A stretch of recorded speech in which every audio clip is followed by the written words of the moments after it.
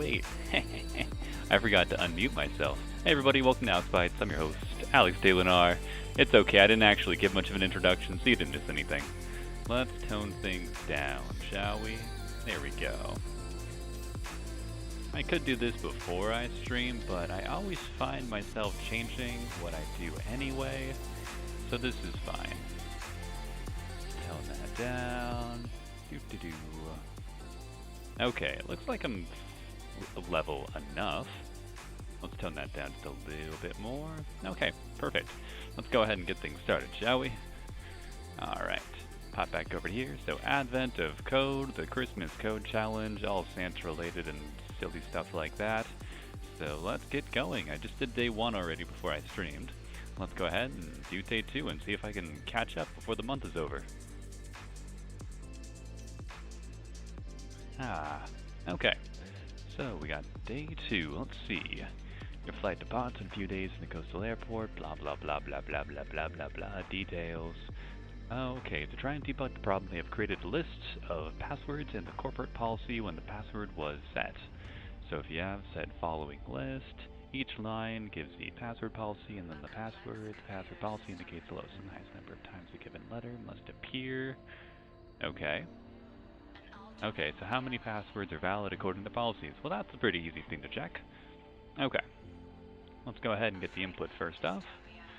And let's go ahead and add that into this. This is my first time really using VS Code, and I'm still getting used to all of the key commands. It really throws off when you mix it up. Okay, so we got day 2, and That's a lot of stuff on this page. There we go. Alright, so I've got 1,000 lines of input. That's nothing. Alright, so I already made stuff for part 1, so I'm just going to be a little lazy and kind of copy it for part 2, because I can. That's also a typo. Okay. Let's go ahead and clear out part 2 and part 1 solutions, because there's always a part 2 and part 1, so it only makes sense to write both of them right away. Okay. So let's go ahead and say const data equals await handle input. Okay. So now just to figure out how the data is formatted and go from there. So let's go ahead and close that stuff out. So day 2 puzzles, we got essentially number dash number space then the letter and then our input. Okay, so my get input method is pretty much just taking that as a string. It's not doing any pre-formatting since I figured each puzzle solution would be a little bit different. But that's just simplifying how many things I need to actually import. Okay, so in my handle input, I'm going to say const raw data equals get input. We got day 2, trim. Oh, that's handy. Alright, if VS Code does stuff like that, then I am quite happy. Really? Oh, that's such a cool autofill. Alright, that's neat. VS Code, you're really warming up on me. I was always using Atom before, but I figured it was time for a swap. Okay, so that's our raw data separated by lines. And then, essentially, let's see.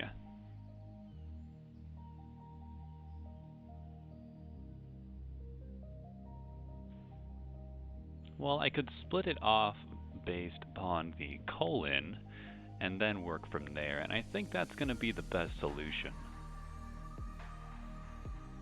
Okay, yeah, let's go ahead and grab each piece individually. So,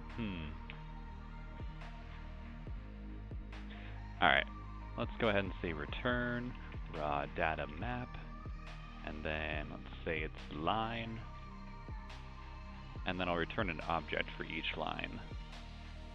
Okay, so const val equals whatever, return val. Alright, so the 3 things we've got are going to be the min, max, what should I call that? Character? Yeah, sure. and then string, or password. Might as well call it password since that's what they call it. Okay, so we got const, policy, and password can go ahead and be equal to line split on the colon, and then let's trim it up. Well, actually, no, trimming it up doesn't really help, does it? Yeah, no, it doesn't. Okay, so then val password equals password trim. And then the policy, let's just go ahead and get everything in one go. Alright, so const, min max and character, let's say, can go ahead and be equal to policy split on the space. And then const min max, min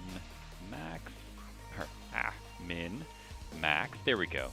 If I say it enough times, I'll eventually type it right. Alright, that's gonna be min max. Well, actually, it's min max and then split on the dash, and then turn both of those into numbers. Okay, so then we got val password. I don't really need an intermediate value called val, do I? I can just go ahead and return the object at this point. So we're going to go ahead and return. We've got password is password trim. We got the character, which is... I don't think that's got any extra spaces being taken onto it. Nope. So character can just be character. Wonder if I should call that anything different, though. Just calling it char doesn't seem like the most descriptive.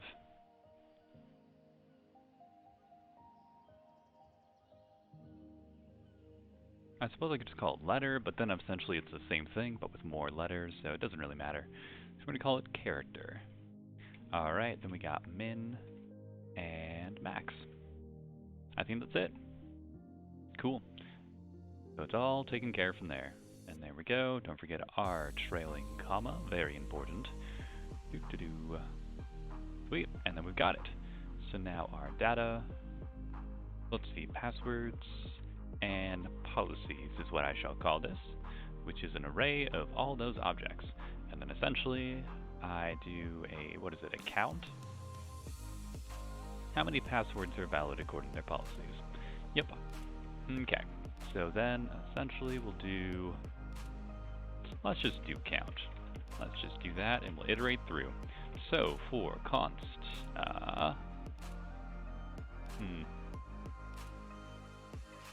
pass and policy, I don't know, const, pass and policy. That seems a little bit verbose. What should I call that? Screw it. Let's just call it item. When you're not sure, just call it item. Alright, for const item of passwords and policies. And essentially, I need to check and see if the count of the letters is less than or equal to. And let's see, how should I do that? Now Python has a useful count, but JavaScript doesn't. I wonder if I could do that with regex though. JavaScript count cares. Let's see. Is there like a JavaScript method for it? I always forget whenever I start doing any new problem.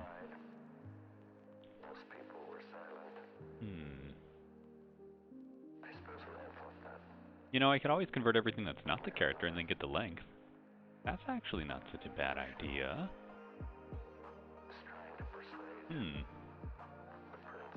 I'm gonna do that. I'm just gonna strip out everything that's not the letter I want, and then go from there. That means I do have to get a dynamic reg expression, but that's okay, I can totally do that. Okay, const, I don't know what to call it yet, so we'll just call it thing. Alright, so we got item, password, replace, so new reg expression. Right, so we're going to loop through the entire thing, do it globally. Alright, so now it's a little quiet. Yeah, at least on my end. I'll bump it up on my end. There we go. Okay, so essentially I need to target everything that's not our desired character. So, item, character. I wonder if that works. Real quick, let's go ahead and do this only a few times. And then I'll figure it out. If count greater than 10, return. There we go. Because I just want to see what I'm actually getting out of this. So does that work? So we got replace, pass in our new reg expression, and then replace it with nothing. So if it does what I think it does, it will take everything out. But then again, I always seem to mess things up with simple problems. Wait, that's not what I wanted to do. The copy a line is... what's the copy line? There we go, Control, Alt, down. I'll get the hang of those eventually. Okay, sweet. So now let's run day 2, and... error, it doesn't work like that. Wait, unexpected JSON? That's not a problem with me. Oh, it's because I put 2 instead of delete. I wonder how that worked. Okay. Now we have a different error. So we can't read trim of undefined because password is undefined. Is that so? That's kind of odd. Let's see, I've got a space and undefined. Hang on a second, what's line? Console log line. Apparently I don't know how to input. 1755. Does this make sense for an input? It really doesn't. I'm getting the wrong day. Oh, right. I thought I put a 2 there, but apparently I didn't. Go figure. Alright, so now that I'm reading the correct input... well, there we go. That worked a little bit better. Okay, although it'd be nice if I could actually compare it to what it was before, just to make sure it's actually doing what I expect it to. Ah, there we go. Excellent. So, yep, it's working as intended. We're cutting out everything except the relevant letter. And we're generating a new string off of it, so then I can get the length of that and compare it. Okay. Only cares. Only required care. Let's call it that. Maybe it's verbose, maybe not. Who knows?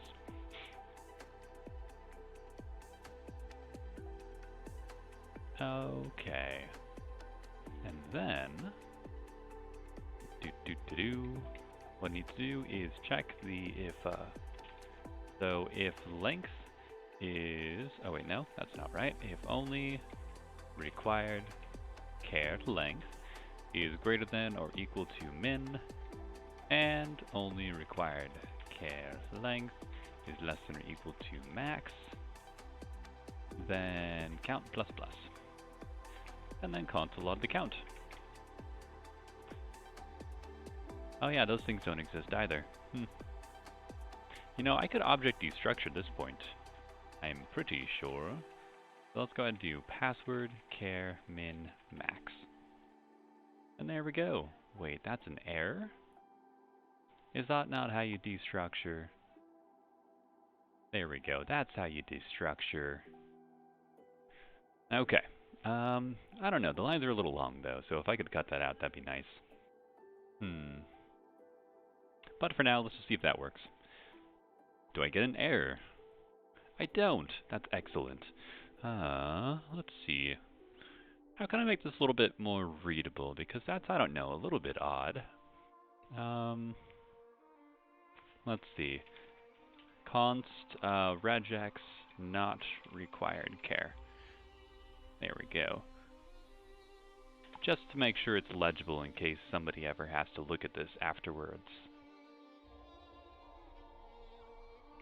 Let's see. String only care. Only required care. There we go. then string only required char equals blah blah blah blah blah, and then const length equals string only required char length. Excellent.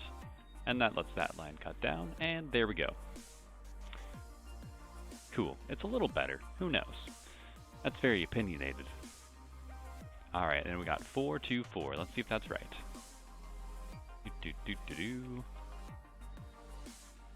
Sweet. And that is the correct answer. Let's go ahead and save that. Commit everything. Where's the stage all button? Commit, refresh. Over here, stage all changes. Excellent. Day 2, part 1. Excellent. Now what is part 2? Alright, well it appears you validated the passwords correctly. They don't seem to be what the official blah blah blah blah blah is expecting.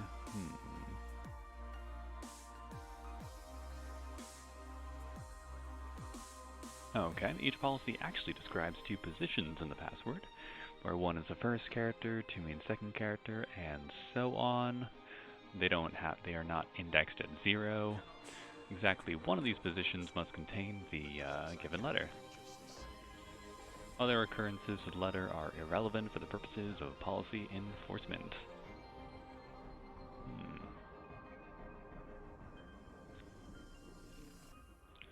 Let's see, exactly one of these positions.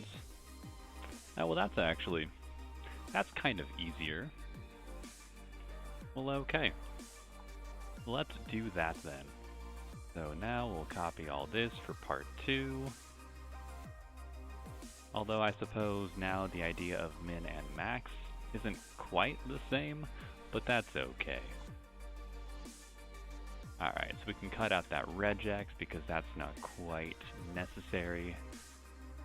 So, how exactly can I do that?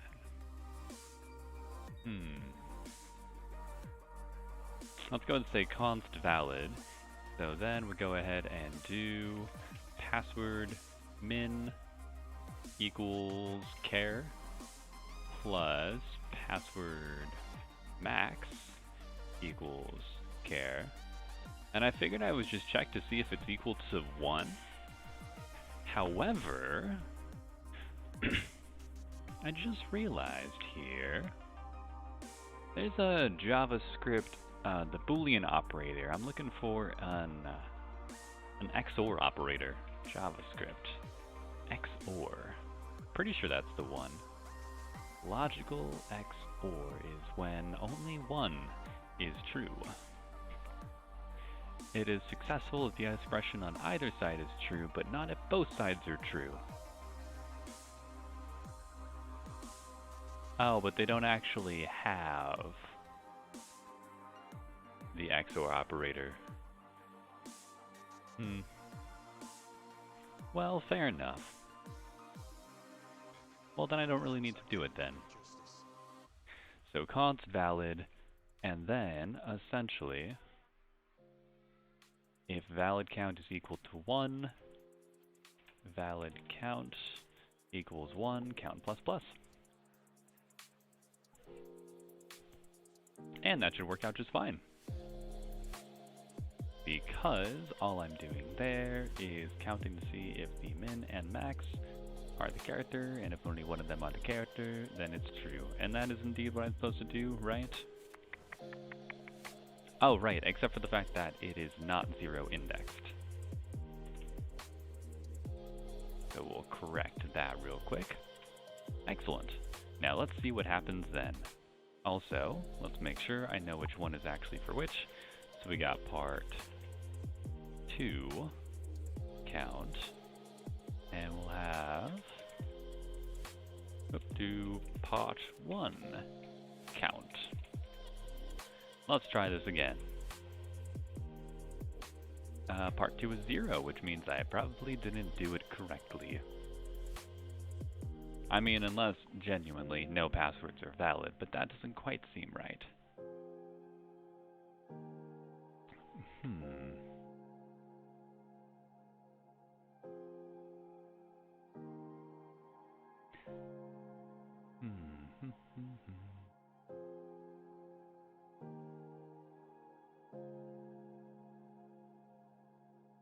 let's just check this out real quick.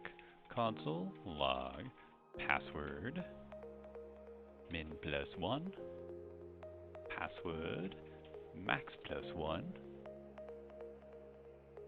Ah, that's why I messed up, I think. It actually has to be minus.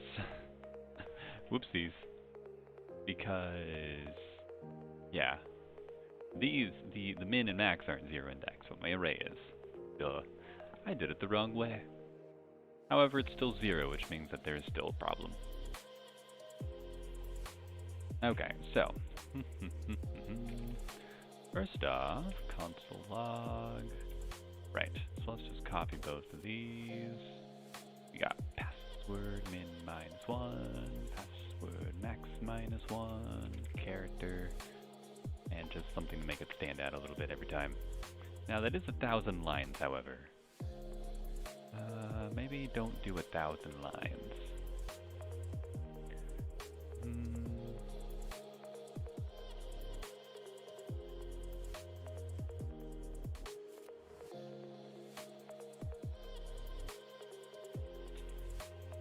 Let's just do this. Password. Alright, so count, let I equal 0. I plus plus if I is greater than 20. Return. Here we go. Do a skip. Also, let's not do part 1 for the time being. Okay.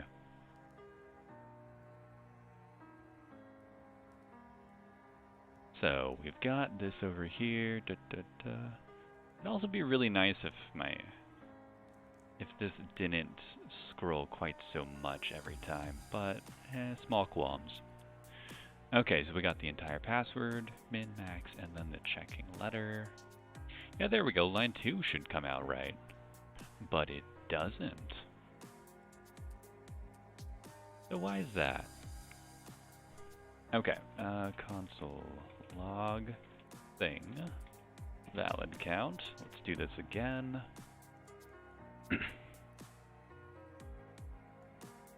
That's because it's coming out plus. Oh, I thought I could just simply add that together. But it's not quite working like that, is it? If I wrapped it in parentheses, would that work better? Or is it, oh, I think I have to already, hang on a second, I need a JavaScript window real quick. Duh, because you can typecast booleans to a number, but if you just have numbers already. Now. Well, I was about to say, I guess it isn't typecasting it to a number like that, but apparently it maybe should. So let's find out why it's not doing that. First off, give me more editor space. Let's see. So essentially, the gist of this is, let's say, hello, 0 equals h plus hello,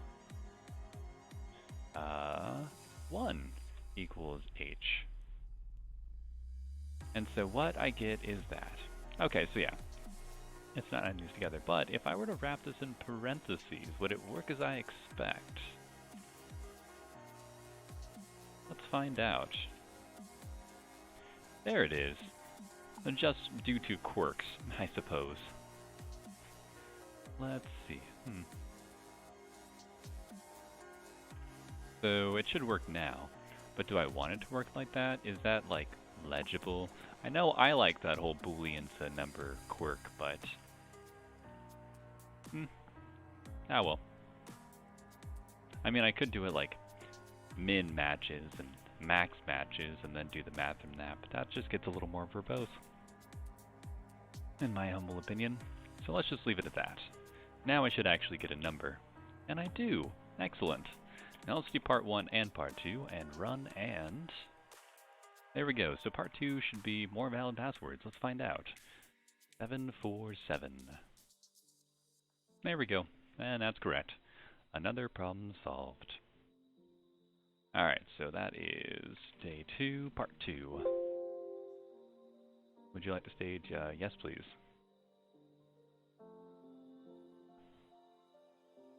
Now then, on to part 3. Let's keep it going.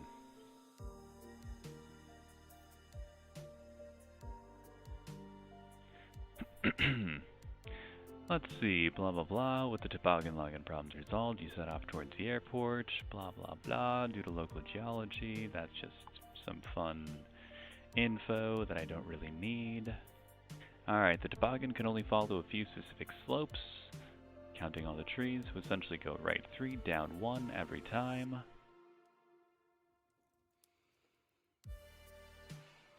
Alright, so how many trees would you encounter? I suppose part 2 would be how do you avoid the trees, so one step at a time. Quick coughing time.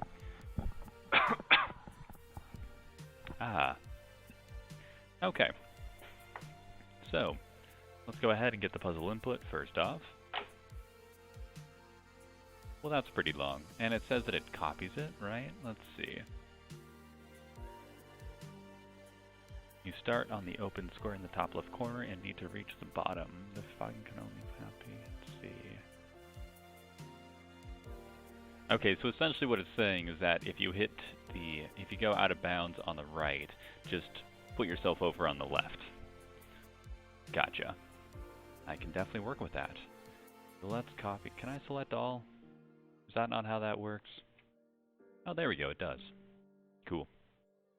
My nose is getting itchy again, which always seems to happen when I stream, for quirks that science can't explain. Okay, so day 3, TA. That's day 2. I meant to type day 3. Thank you. Copy that.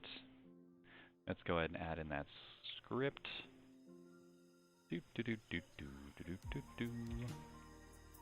Okay. And we'll add you in day 3 JS. Go ahead, just copy what I've got. Shift it over, and there we go. Let's start working.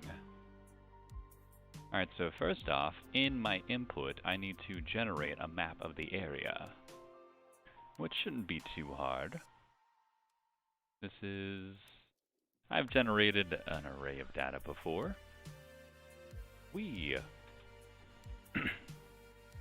So, the question is, do I make this a multi-dimensional array, or do I leave it as a flat array and make some helper methods to determine the proper row and column?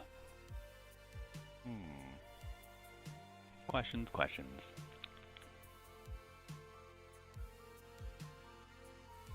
I think I'm just going to leave it as a flat array and just make like a map object. That seems sensible. Let's go ahead and say const snow map. No, not const, class. Snow map. Constructor. So string input. And we'll go from there. Why aren't you happy with that? Oh, that's right, because you don't get an argument like that. Classes aren't defined with parentheses. What a fool am I. Okay. Okay, so snow map. New snow map. Wow, getting all the input. And there we go. That's all I'm gonna need, really. So let's make this. Why are you yelling at me? Probably just because I haven't put anything in there yet. It's not a useless constructor, it's in progress. Okay. So, what am I gonna need? This map to start off with. Or let's call it grid. I like calling it grid. Alright, this rows. Or let's just call it width and height. This height. Okay, we'll have a couple of helper methods. Call of index. Then we'll have get row of index. And that should be it, because if I am incrementing by 3 every time, I can have this function automatically handle the wraparound. Okay, and then let's go ahead and say parse grid, create grid from input. Create grid from input.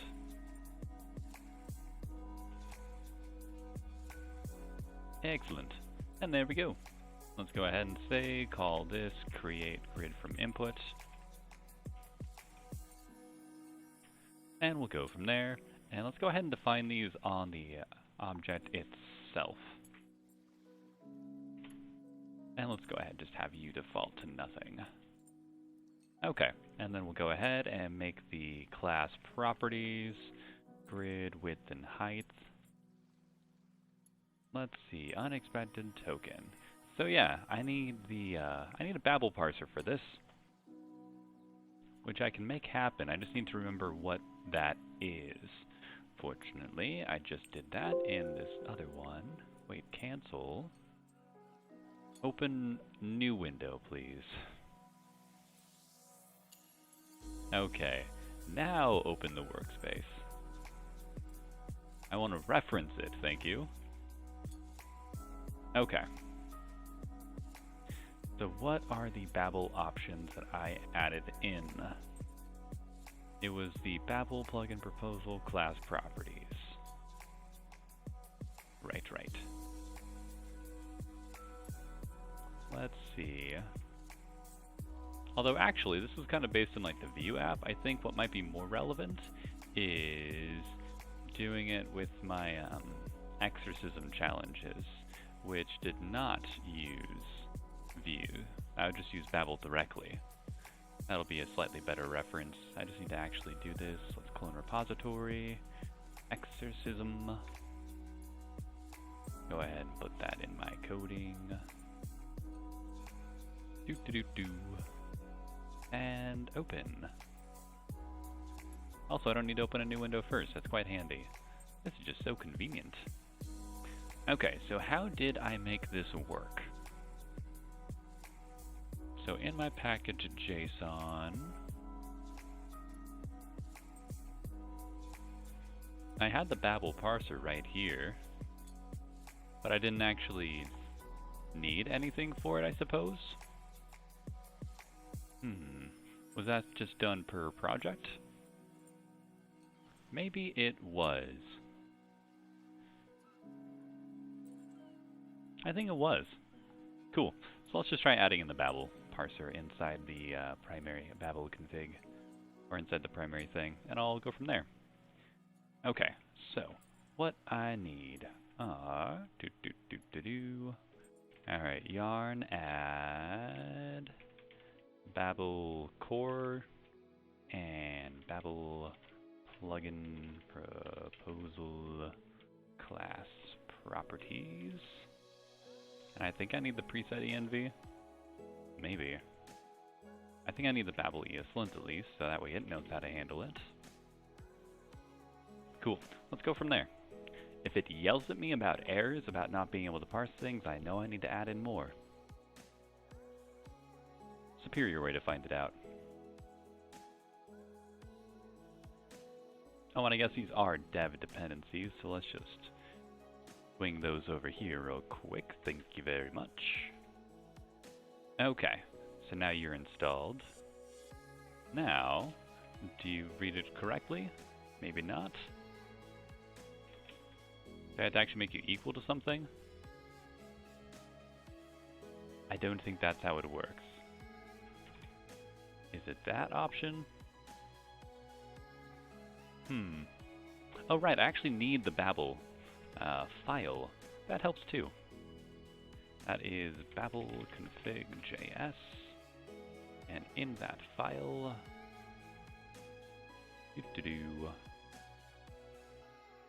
built-ins false, take out the private methods. Okay, however, I do then need the Babel env. Oopsies. Yarn add. Well, like I said, just add one thing at a time.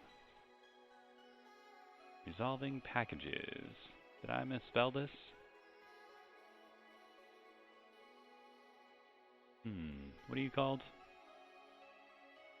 Ah, Babel preset. There we go.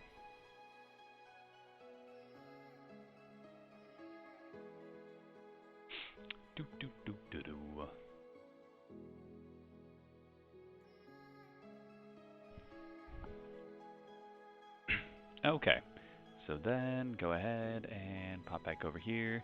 Now do you understand what it is? Yes and no. Mostly no. That's unfortunate. Let's see.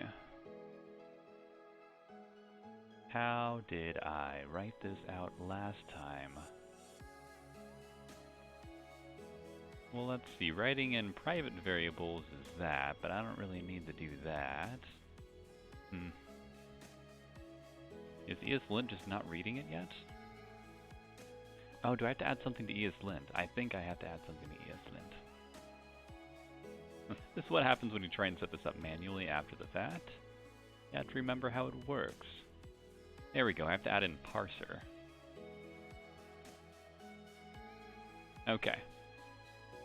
So we'll add in parser. It did not like that. That's because this is a JavaScript file. There are different rules in place. And source type module, is that what I'm doing?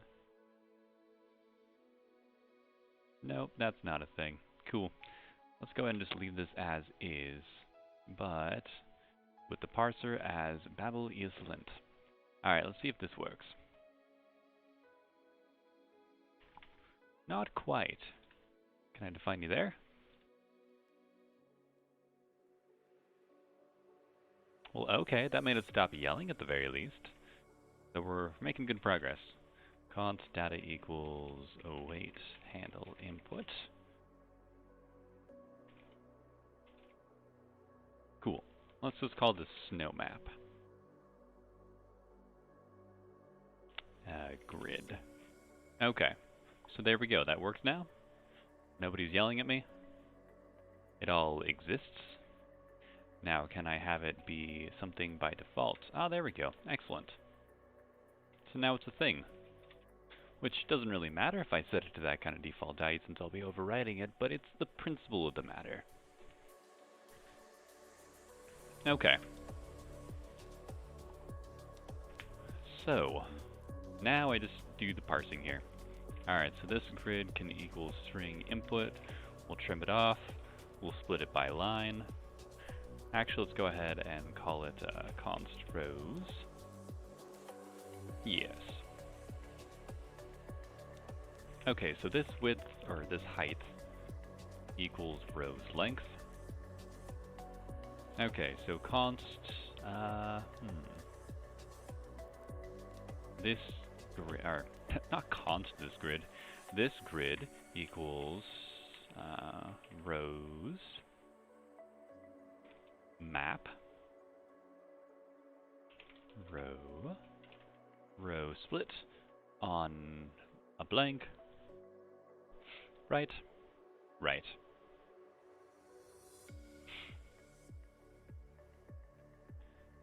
So this grid rows map blah blah blah blah blah blah blah. And then that's kind of it, really. And then this width equals, let's just say, rows 0 length. Now, is that actually the best way I could write that? I could just do that all in one, really. So yeah, string input, we'll trim, we'll split, and then we'll map. And that can actually be what this grid is, and I'll change everything afterwards. That way, all that will just be equal to this grid. Sweet. So let's see if that works. Let's run day 3.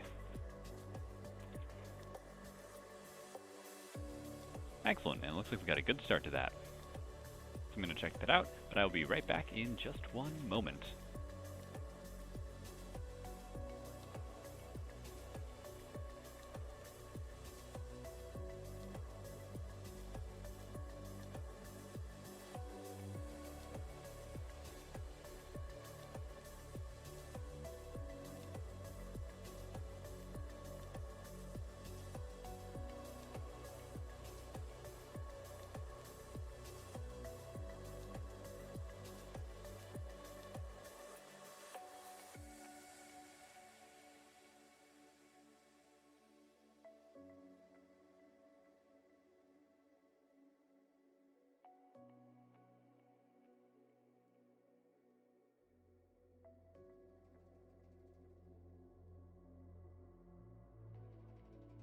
Okay, thanks for that.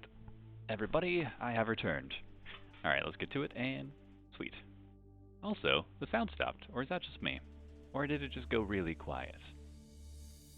It just went really quiet. There we go, now we're back. Okay. Don't have the all-white window on, or I am too reflective. Okay, and there we go, we've got the grid, all broken up. Handy dandy. Although now that I'm thinking about it, I don't really need to split this into arrays. I can just keep it as a string. It doesn't really make any difference either way if I'm going to be doing the math for the column rows on my own. And also I need to cut out the Windows line ending there. So let's make sure I trim in that spot. But, yeah, actually it's not too bad. All I have to do is say... Alright, let's see, what do I have to do? Now if I get the length of the entire string, I need to minus the... Oh, hey, my camera froze. Oh, it's still happening, huh? That's a bummer. Where's my camera at? Did it work? No. Yo, webcam. Let's see. Okay, properties. Here we go. Deactivate when not showing. Poof. And poof. And I'm back. That's kind of annoying. That must just be an OBS thing in general, which is sad because I changed to Streamlabs OBS, but eh. Okay. So, anyway.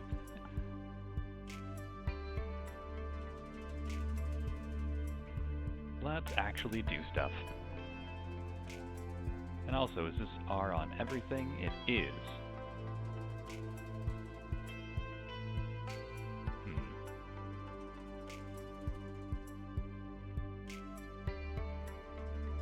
So, string input trim, that'll cut off any of the endings. And then, here, let's get like the length of characters that match. Like let's say console log, string input match, any empty space character globally, and then do a count, right? That's how that works? Let's find out. Also, don't log the snow map anymore, please, otherwise it'll be too much to look at. 644. Does that add up right? No, that's a little bit too much. And that would be because Windows is adding on. So, what I need to do is... I always forget how regex works. You have the question mark, the plus, and the multiplication sign. I think plus is one or more, so I'm going to go with that. I may be wrong. Nope, that's the one.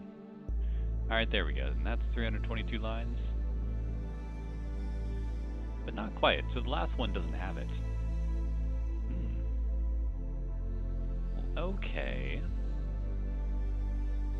Really? The last one doesn't? I guess that makes sense, but... Well, okay, so if I trim beforehand, I can always be guaranteed that'll be one less than the number of lines. Okay, so const rows equals this right here. Match length minus, or plus 1. So then we can do the rows. And there we go, 323, just as anticipated.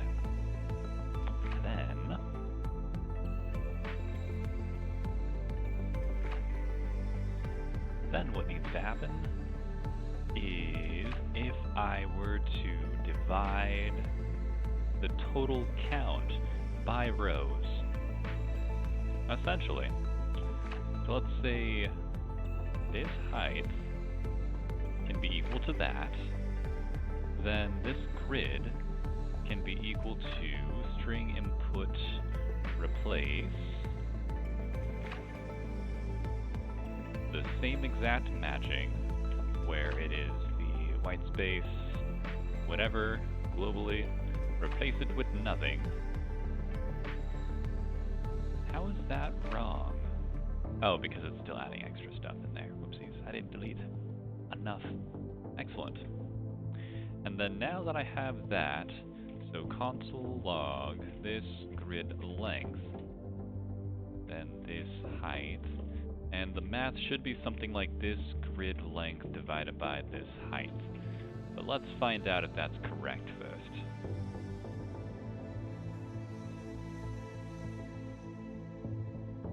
Nope, that seems to have come out okay. So that is 31. Yep, that looks like it. Let's just double check. We got 1, 2, 3, 4. That is 31 selected. Excellent. So yeah, this width equals that.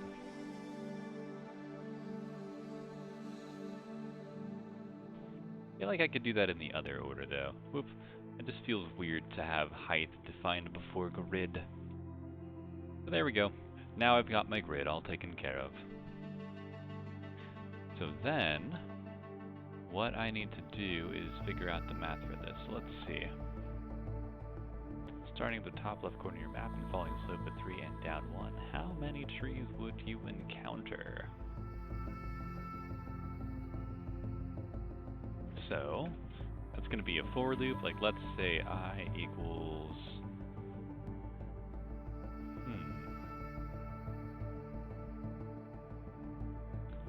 Yeah, how am I going to iterate through that properly? Let's just have a position value. Const position equals 0, 0.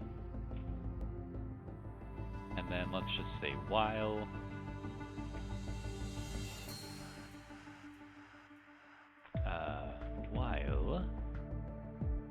position, we'll do X and then Y. So while Y, or position 1, whatever, is less than the snow map height. Do a thing.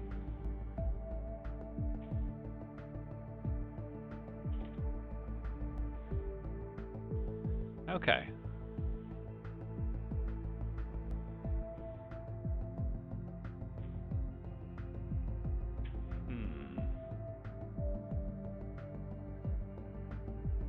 Although now I just realized I just have a single flat line.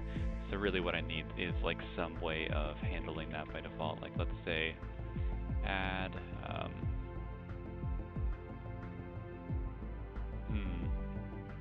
get new position, start position, and change. So start position, start X, start Y. Let's just say start start call, start, let's just say start row, whatever. Start row, start call, and then we'll have change row, change call. That'll update my position for me. There we go.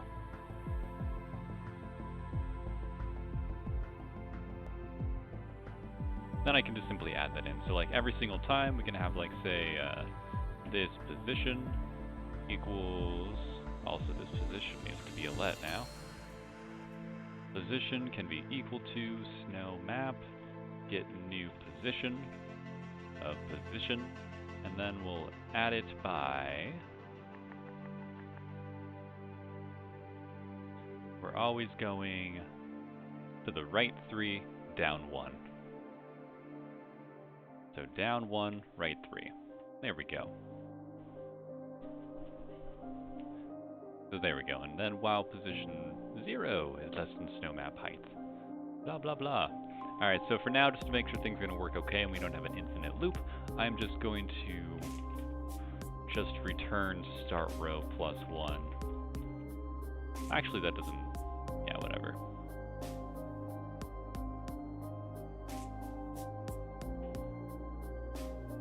Actually, that doesn't really require very much, does it?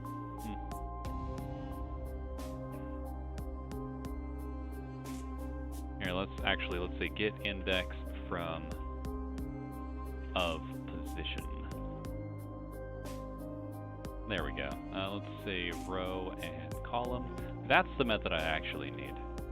Return this grid, whatever. I'll do some math to figure out the exact position later. I don't really need the get new position thing because that's not relevant. Alright. So that can go ahead and just be a const, because why not? Position 0, 0 plus equal 1, position 1 plus equal 3. Okay. Although, now that I think about this, this could totally be a for loop, and you know what? I like for loops for some. I don't know, I find them more comfortable to work with. So position can equal 0, 0, while position 0 is less than snow map height, and then position 0 plus equal 1, position 1 plus equal 3. There we go. I like putting it all in one go. And let's just space that out. Alright, for loop defined. Now then, let's do this. You just yelling at me about the line stuff? Yeah, no problem. Okay, let's just make sure that it iterates through, okay, without crashing. Yup, and it stops at the end of the line. But if I'm doing this way, it has to be equal to the height as well, because I have 323 lines. There we go, so the very last one will still count. Okay, so then, now just to figure out the wraparound. Oh yeah, duh, that's why I had that method originally, because I need to figure out how to change it. Right, update position. Alright, we've got start row, start call. Man, I always just like space out and get way off track from what I'm doing originally. It's a classic problem. Anyway, position equals snow map, update position, position, and then add 1 and 3. Now you can be let. Excellent. The reason I need to change that is that the column needs to wrap. But that's not that big of a deal. So we're just going to return start row plus change row. Change call. Just for now. Make sure that is still working okay. Yep. Now let's figure out the wraparound functionality, which is pretty easy. That's just a modulus operator. So start call plus change call, modulus this width. Essentially.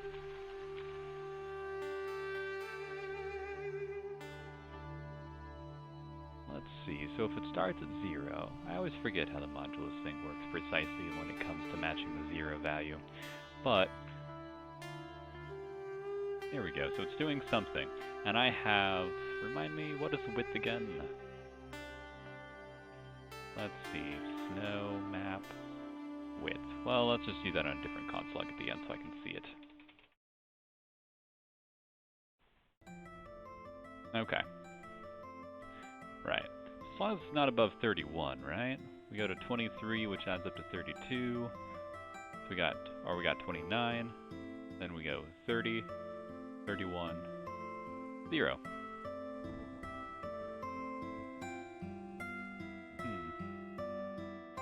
That seems like it might be a little wrong.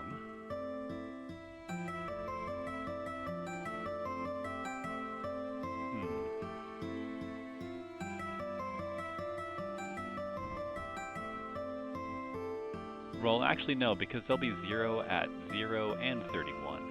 So I think that is right. Okay, cool. Whatever. Modulus works. So then we just have to check every time we get the position. So like, let's say if snow map get index of position. Let's see, get value at position.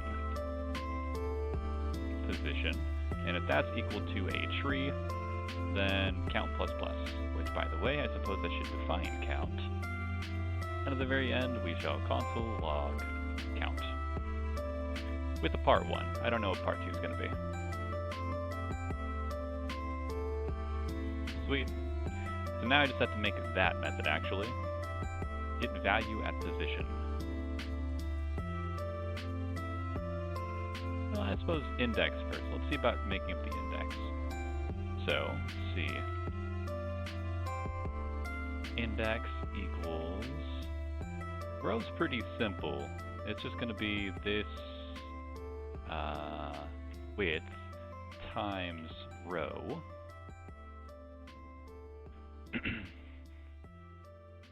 But then for the column, actually it's just plus column. That's all that matters.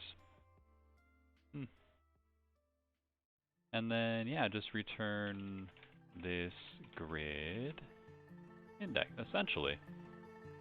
Although that is supposed to be an array index. Thank you very much. Okay, let's see if that works. So get value at position. Alright, does this break? Maybe, maybe not. Let's find out. 254. Is that how many trees I hit? Hey, sweet, I did it. Okay, so let's save that. Let's just see if it is how I'd like. Yeah, no, that's good enough.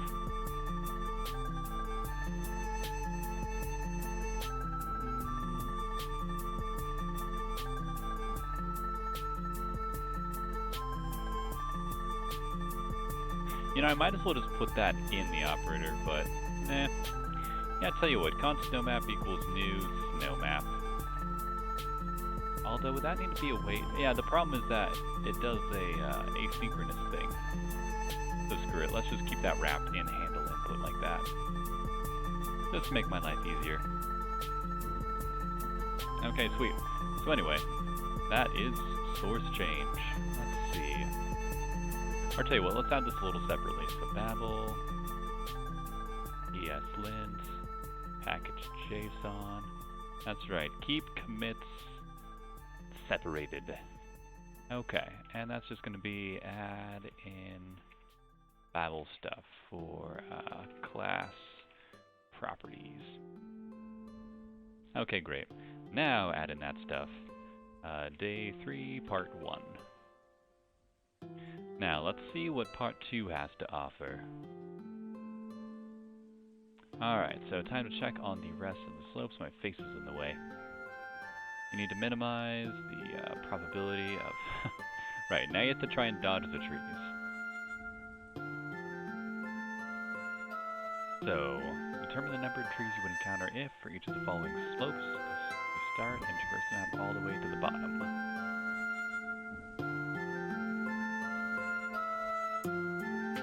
What do you get if you multiply the number of trees encountered on each of the listed slopes? Well, that's not too bad. You're essentially just doing the same exact thing, but just incrementing separately. Cool. Alright, so let's do this. Now, part 2 is pretty much going to be the exact same thing. Except now we have different slopes. Okay, so const slopes. We've got down 1, right 3, or right 1. Ah, that's not how you do that. Alright, then we got right 5, then we've got right 7, and then we've got down 2, right 1. And then we simply need to iterate through every slope and figure out what's what. Yeah, pretty much. Okay. So, for const slope of slopes, exact thing. Although not quite, because now I have to increment a separate count for each one. Let's just say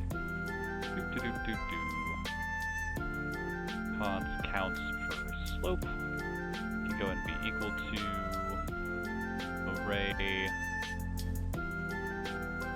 No, just array things. Slope's length, we'll fill it with 0. Okay. So then we'll iterate through slope of slopes, and now for here it's going to be slope 0, and then for here it's going to be slope 1. Sweet. And then it's going to be, oh yeah. I kind of want to get the index as well.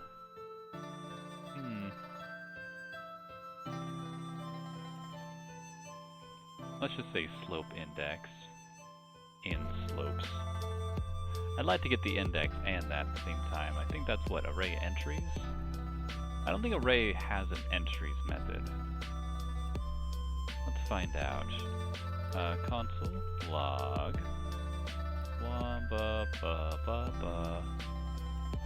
entries.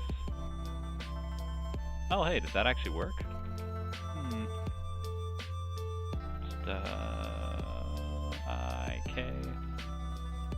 K value of entries, and then console log kv. Hey, cool. Actually, the array does have an entries method. Excellent. So then we can go ahead and do index slope of.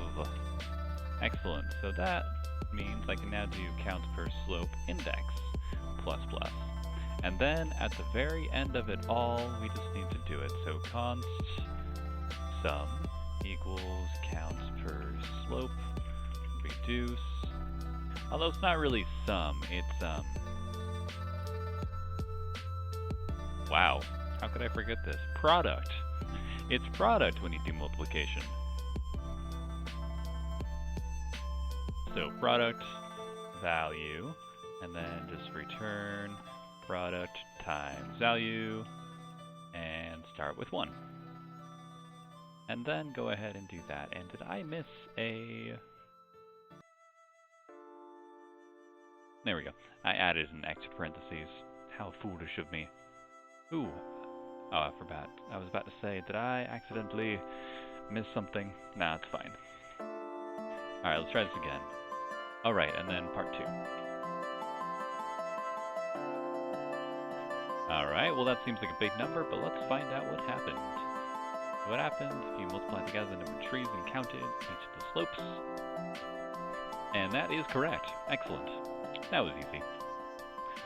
If I remember anything from last year, the first few problems are pretty easy to just add on to what you did for all the problems. Part 2 is pretty easy to add on to part 1, but it gets more complicated later. Let's see how long until I start getting stuck. Okay, so let's see what day 4 is like. So password processing, blah blah blah blah blah. Automatic passport scanners are slow because they're having trouble in detecting which passports have the required fields. Passport data is validated in batch files. Okay.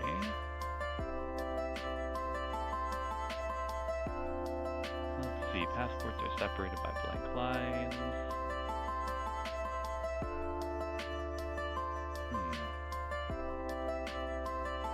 The first passport is valid, the second passport is invalid.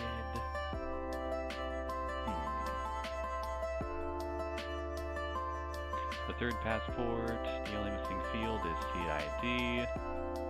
Okay, so essentially we're trying to find which ones have all fields except CID. Okay, well that's pretty easy. It's just a matter of processing the passport correctly. So let's start doing that. Let's close everything. Alright, so we got... Still used to simply typing in A to add a new file in. Okay, so we got that. Oh, I can't even... There's not even a context menu for it. Boo. Alright. Day 4. Go ahead and add that in. Oh, I can't multi-select. Oh, well that's a problem. Hang on a second. Is that a thing I can do at all in this? How does that work? Like multi-select? Here we go. Toggle multi-cursor modifier.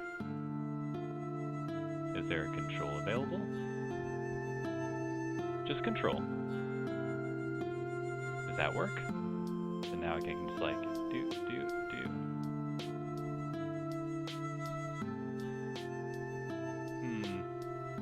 It doesn't quite seem to do what I think it does. Oh, wait.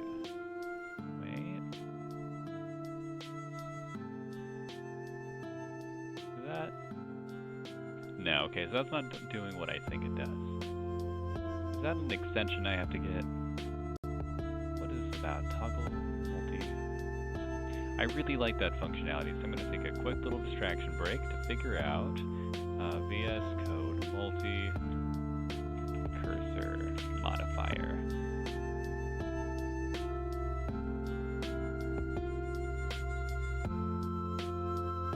Okay, let's see. How can you create multiple cursors? Blah, blah, blah, blah, blah. Oh, is it Alt? Well, let's clear this. How do I clear it? Remove. Is it just Alt? Oh, that's it. I wonder why that doesn't come up. Ah well, if it works, it works. Perfect. I love my multi-cursor. Sweet, so first off, let's get the input. Now that that problem is solved. Alright, select everything. Copy it in. Alright, so getting the input for that one should be fun.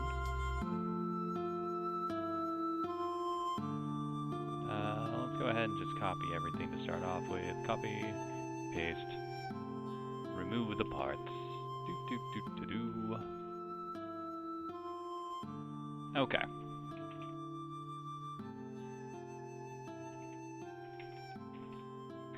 So I am going to try and get the return value I shall expect from handle input is an array of objects that define all of the passports. So, in that vein, yeah, just splitting by new line isn't going to do the trick. In fact, I might not even trim first. So, let's start with const raw data equals await get input. So, the first thought I have is using a regex to convert all of the differences, or to convert things into, sorry, yawning.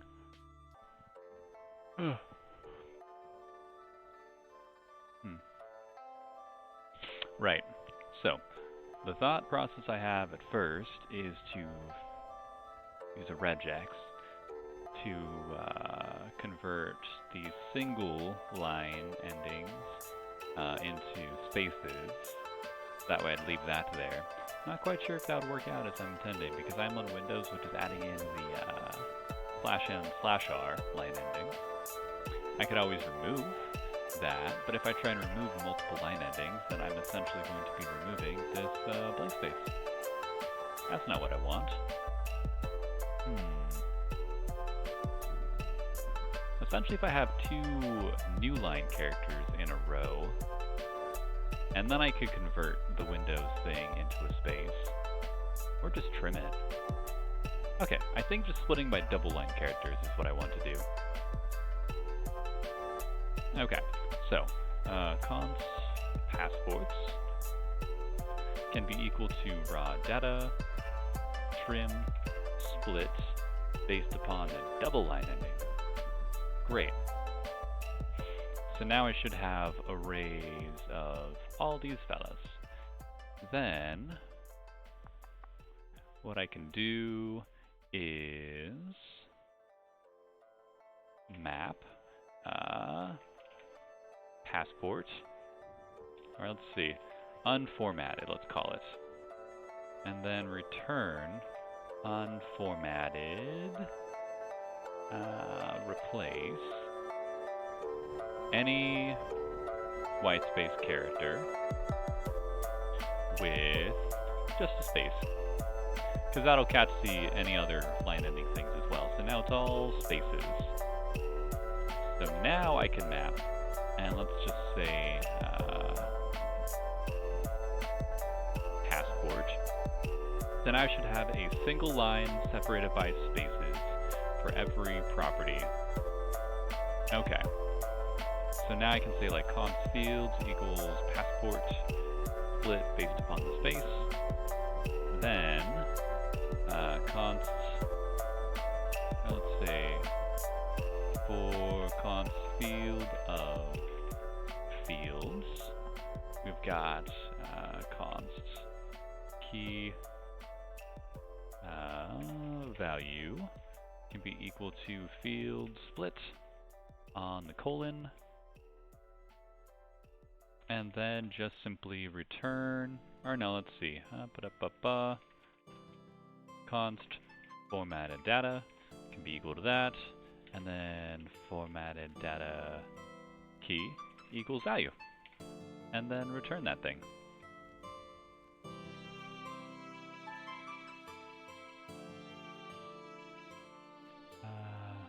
Passport fields.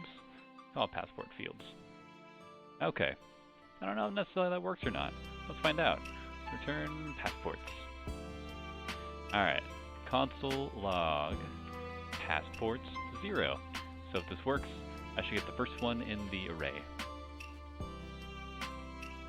Okay, so it did yell at me a little bit. Huh. Noted. Let's check that input again.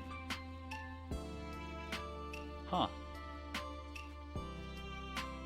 So 21. So we got the first one correctly, and then just not anything else after that.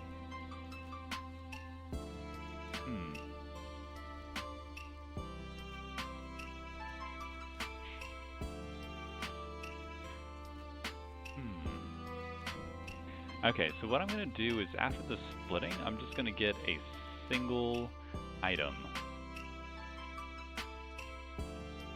And then I'm going to console log in here, just so I can see what I'm working with. So first off, console log fields. Are you what I expect you to be? And then console log key and value. Okay, let's see what's up with this.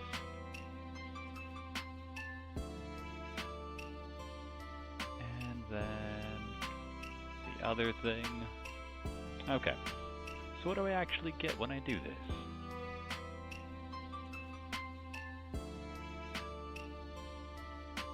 Okay, so fields, I did not split this as I expected it. Let's see. Oh, right. I know why.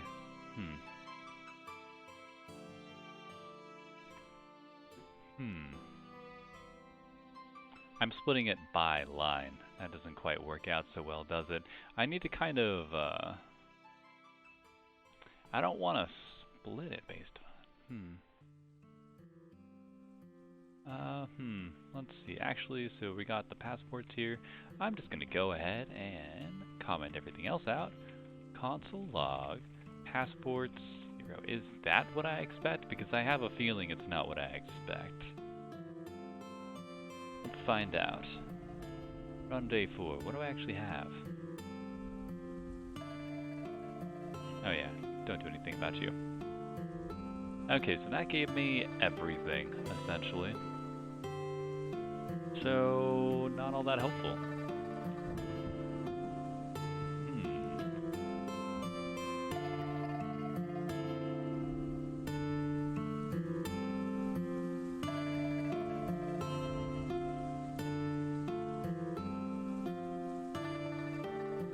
why. Maybe I need to, oh wait, maybe I need to do it by 3. Let's see, this will be a new line. That'll be a new line. Yeah, no, there should only be 2 new lines here. Okay, tell you what, let's see. What if I were to try and capture it? Let's see. Okay, let's only get like the first 170 characters. At the very least, if I don't get it right, then I will at least not have such a hard time doing stuff. Alright, so const raw data 1 can be equal to raw data slice 0 170. So at the very most, I only get like 2 and a little bit extra of my passports. Okay, so let's see what's up here. Show me the whole passports. What's going on here? Do I even get more than 1? I don't.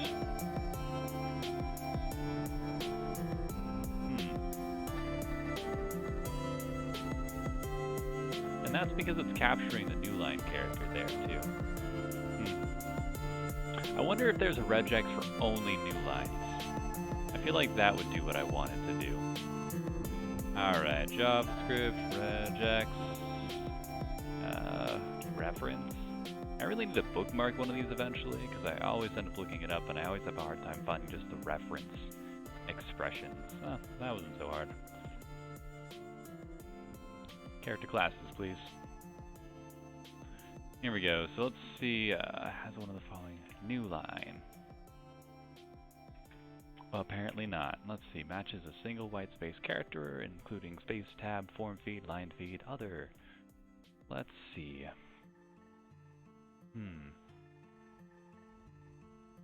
Matches a single. Yeah, see, we got here. Matches line feed, matches carriage return. You know, I have an idea. I'm trying to make it so I can go ahead and automatically handle any of the line characters, just in case. Then I just thought, what if I just replace in advance? So we got this trim here, but then go ahead and replace anything that is a new line character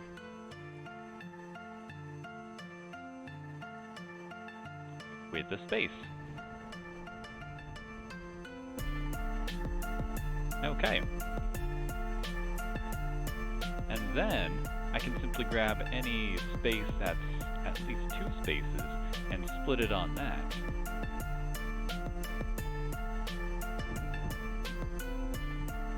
Yeah, that should work. Hang on a second. I want to do some 2 pieces then. So replace, and then go ahead and replace.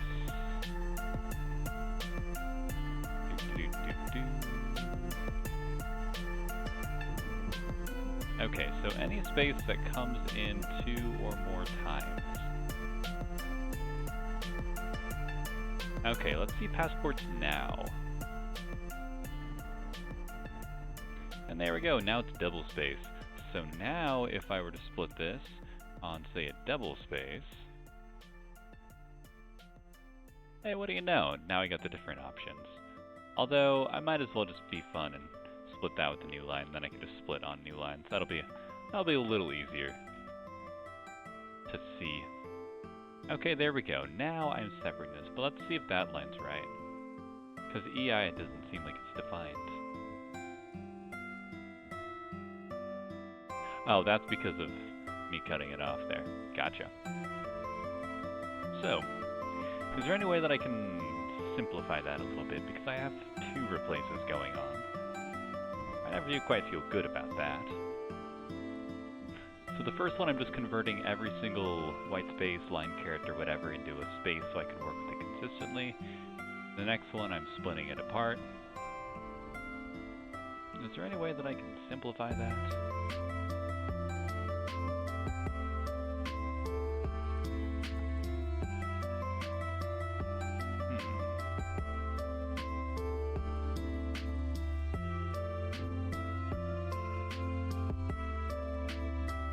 Now I'll just leave it as is. I'm content with that. Alright, so now I have my thing.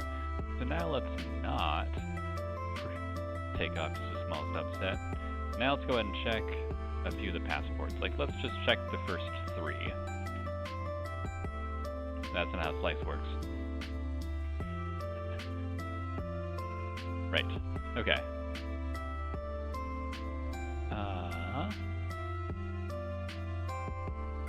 Okay, well that didn't work right. Unfortunately.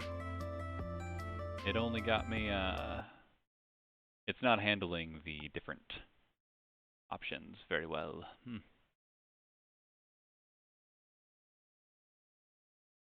Now, why would that be? Also, the music stopped. Let's correct that. I am still listening. Thank you very much.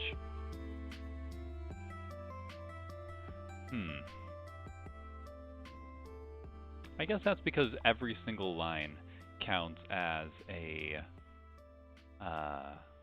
double line in Windows. That's what I was trying to avoid. Man. Oh, how do I fix that part?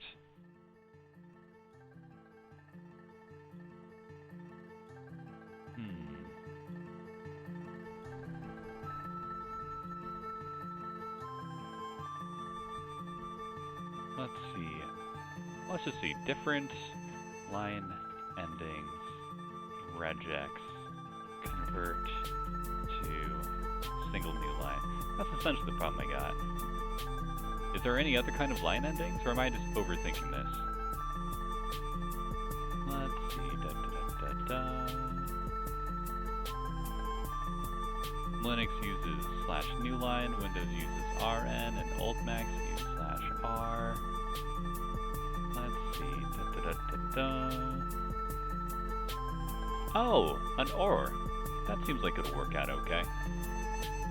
That's a lot simpler, huh? Okay. Duh. 4 queries. Okay, so what I need to do is split on...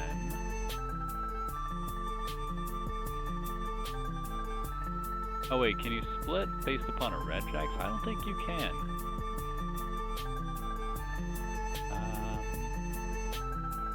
Alright, so I'll just go ahead and do replace then. Okay.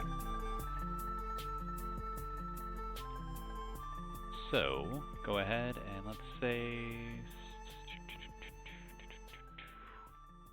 Okay, so if it is a new line, or it is the R line, or it is new line or R line, we'll turn it all into new lines. And then we'll go ahead and replace any double new line, or let's say any new line that's more than 2. We'll have that be a single new line, so we'll strip off, essentially, the extras. Then, we can split into that. Except I do still want to combine things. We'll here actually replace any new line that's more than 2. I just realized I didn't make that a regex, so that's not very helpful, huh? Okay, so first, convert it all into a consistent new line. Second, put it all on...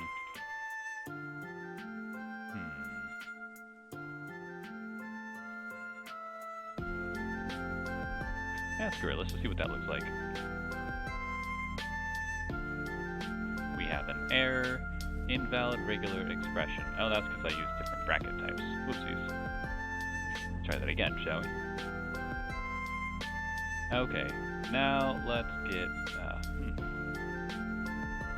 See, now it's splitting on new lines still, which means it's still separate.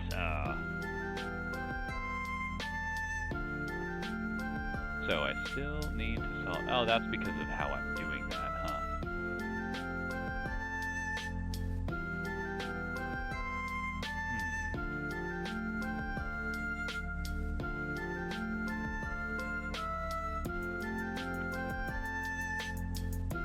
Actually, I feel like what would be better is what if I had only 1?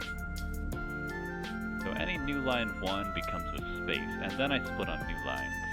So then any further new lines... that didn't help anything, huh?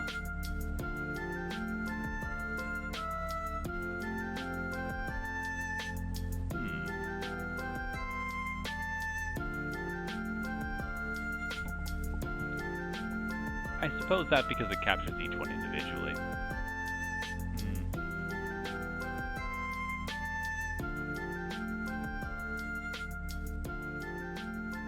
Actually, there's a much easier way to do this. Ready?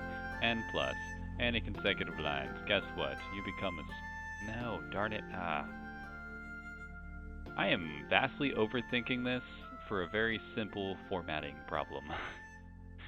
Sometimes I just cannot get my brain to focus.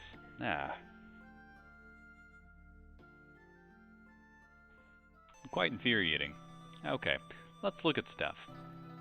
Alright, so problem 1 has kind of been handled, where I'm converting all the line endings to one consistent line ending type. Now, anything that's greater than 2 will become a new property. Anything less than 2 is part of the same object. So, what has to happen there? Or what if I just did it so that way any new line that is not that thing.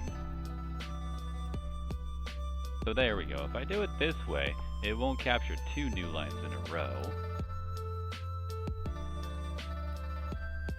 Okay, which does work, except now it also gets all the empty characters as well.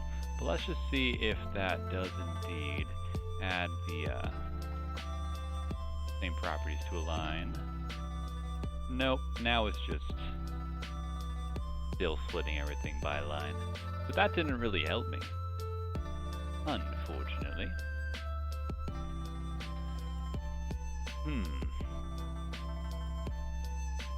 I'm trying to think of like one simple regex expression that does this. Which converts...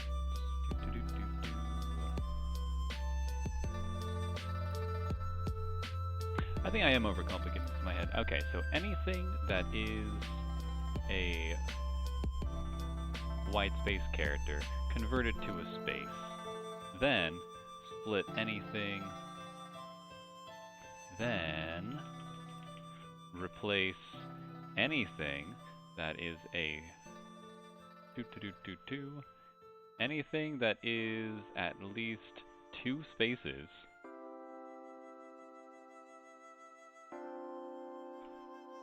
Let's just say 2 plus. Anything of that vein becomes a new line character. And then split on new lines. I think I'm making this potentially complicated. Still same problem though. Now it's all still become separate.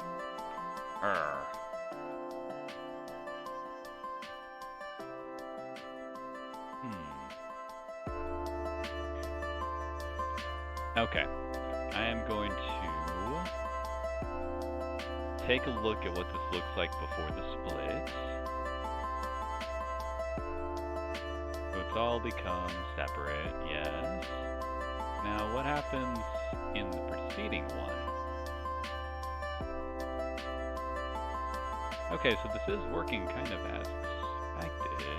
Is it? Hang on a second. Is it though? Okay, so the issue is that it's actually more than 2. Okay. Why is that? I think this counts as more than 1, actually.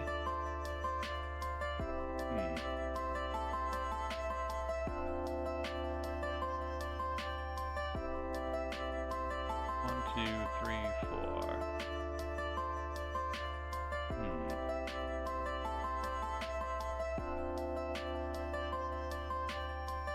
Okay, actually, let's... Yeah, hang on. Why did it become more than 1?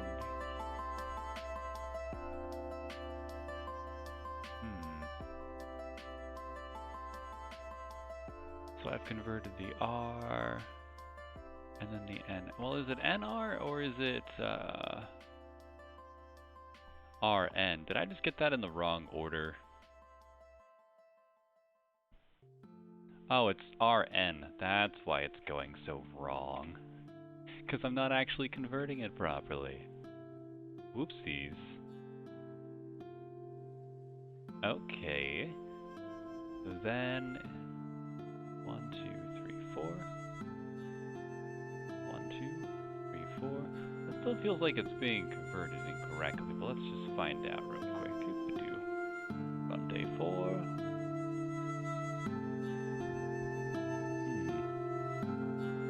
/n/r/rn.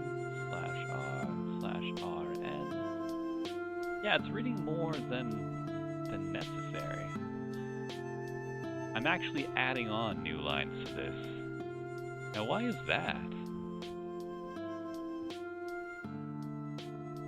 Oh, probably because I'm tacking on that /n, huh? Am I just doing this in the wrong order?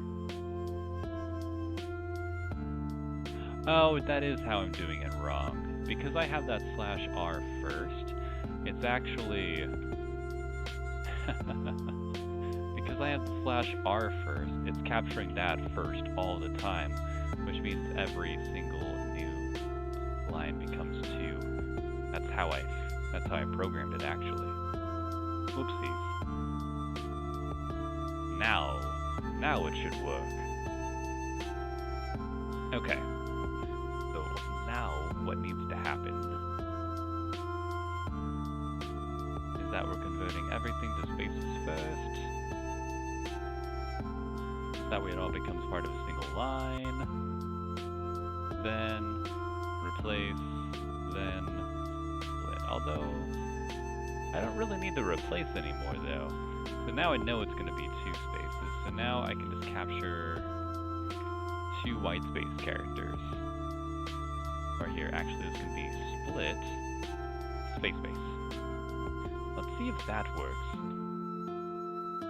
Alright, so passport slice. Go ahead and grab the first view again. Let's see if I got this.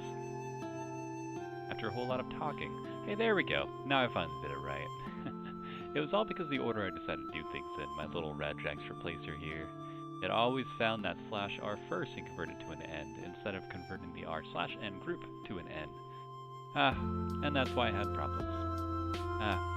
In the end, the problems always seem so simple. And there we go. Now I have all the passports split correctly. Okay. Let's go ahead and add all this together again. So, I don't need that replace anymore.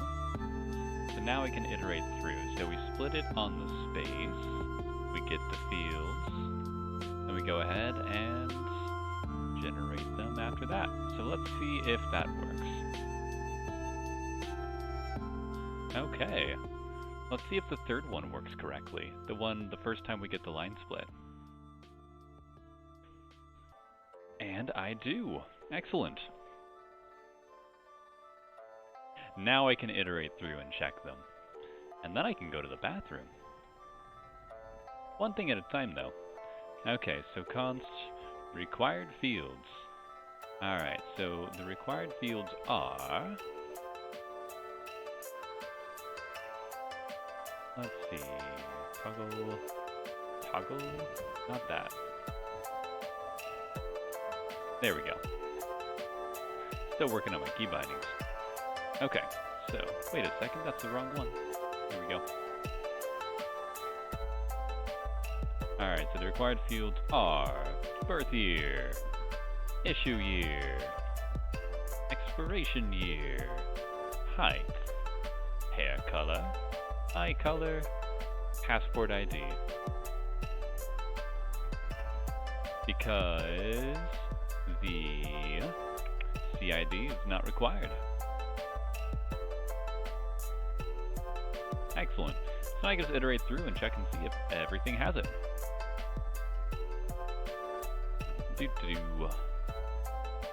Oh, that's not what I meant to do. What was that button? Don't know.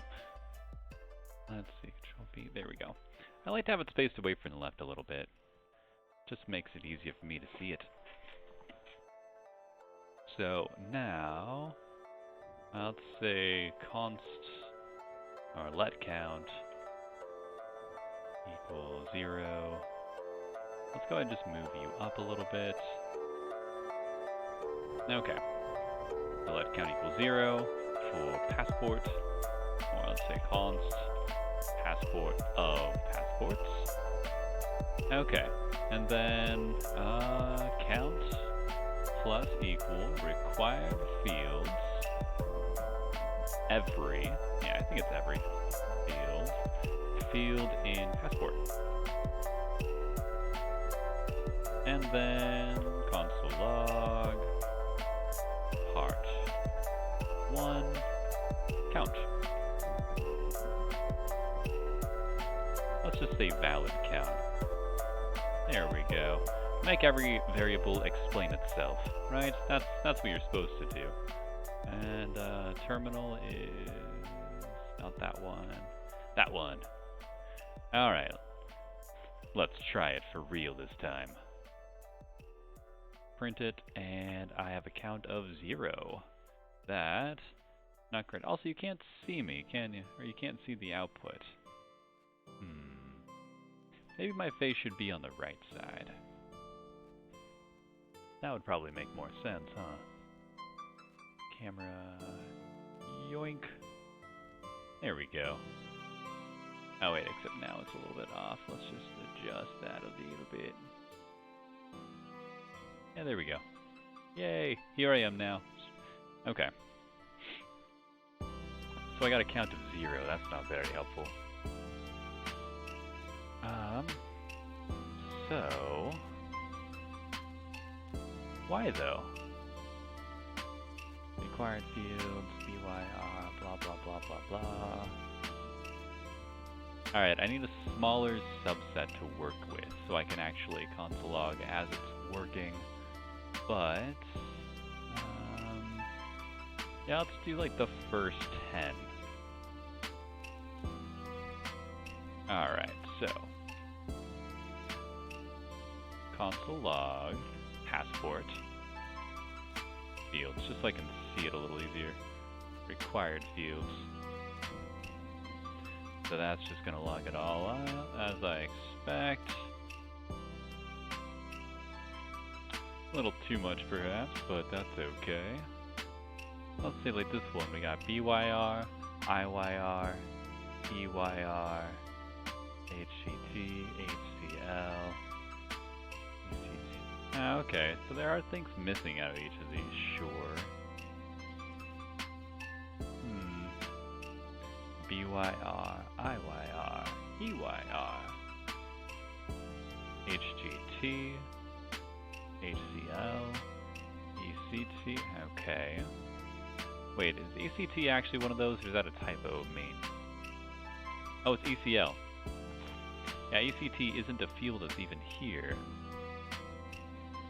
And there we go. That's why I got a count of 0. It was on me. Okay. So let's go back to displaying. Or, no slicing. No slicing. Slicer, no slicing. Alright, we got 260 as the result. Let's see if that is correct. Oh, wait. Whoopsies. I copied the whole thing. I only wanted the 260. But that's okay. So I will check that again in a minute, but first will be a quick break. So I'll be right back, everybody.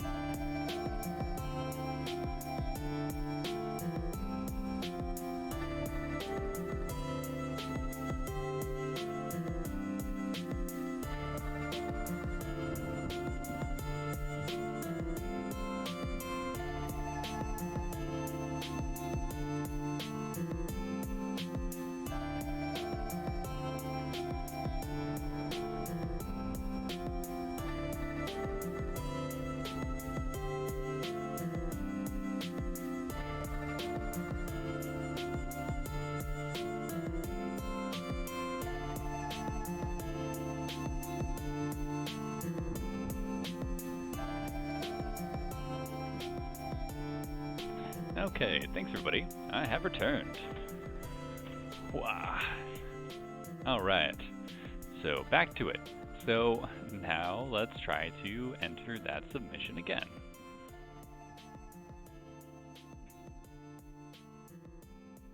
Excellent, and that is correct. So let's go ahead and add that in. Day 4, part 1. And commit. Okay. Now let's see what part 2 is. Oh, right. Part 2. Okay. So line is moving more quickly, blah blah blah. Passports with invalid data are getting through. Continue to ignore the CID field, but each other field has strict rules about what values are valid for automatic validation.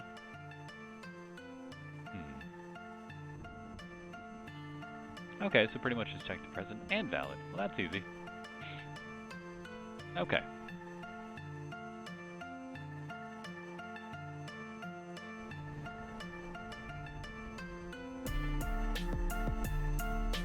So that's not too hard. Let me go ahead and add in, well, essentially, should I add a validator?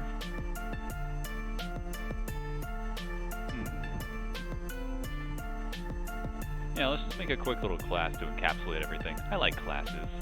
Alright, class passport is going to go ahead and be, let's see, constructor,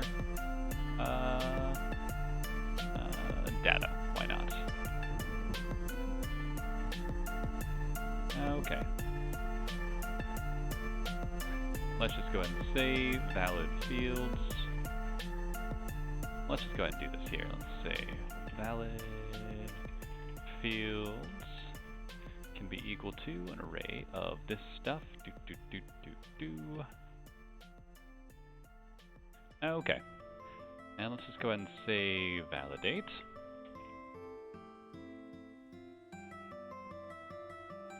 And we'll do some stuff.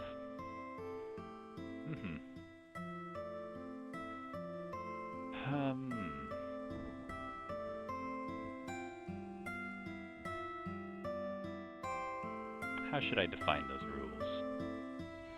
Let's say this, let's just say valid equals false by default.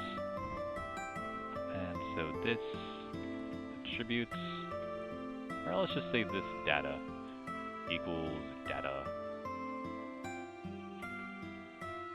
Let's do this in object. Well, let's just do this in encapsulation mode, where we'll pretend like I am copying, so we can't edit the original data, which probably isn't going to happen, but that's fine, we can pretend. Okay, so we got valid is false by default, we got the valid fields, we've got data equal to something.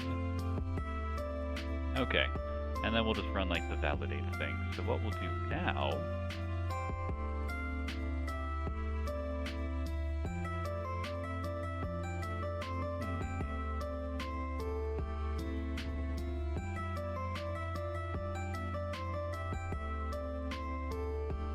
I wonder if there's another way I can handle this part. Let's just say parse input. Nah. Let's just go ahead and say, after this formatted data, return new passport. Formatted data. Cool. And then let's have some like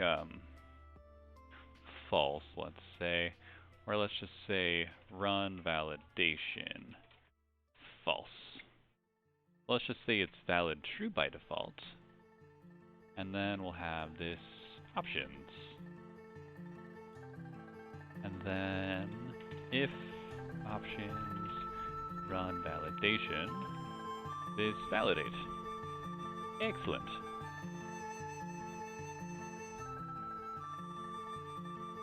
Okay. Yeah, pretty simple. And then I can define the rules in here.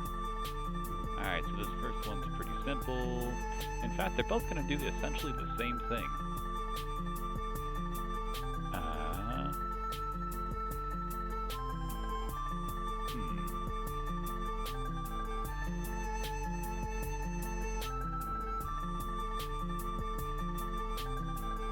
Yeah, I mean, I could like make a separate set of rules just for if it exists or not, but I already did the first part of the problem, so why bother? So I'm just going to worry about actually having the validation rules be the rules from part 2, and just leave part 1 alone. Because part 1 should be the same at this point. Well, let's see here, because we got the passport, and then data, so passports.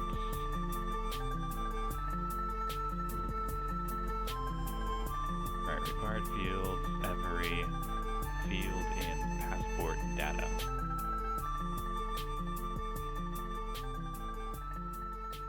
I wonder if you can set the iterators. Ah, well, it doesn't really matter that much. Cool.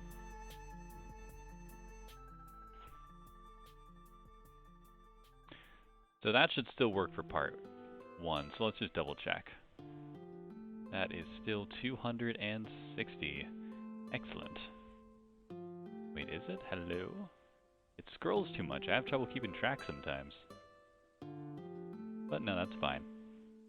Alright, so console log, part 2. Let valid count equals 0. Const passports equals things. And then for... Well, I mean, in this case, because I'm already running validation...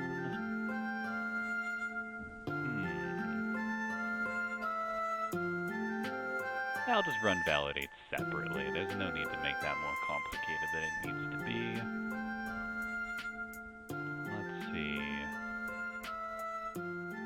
There we go. So part 1, nothing will change for it. No big deal. Alright, so now for const passport of passports, valid count, can plus equal passport validate. Easy peasy.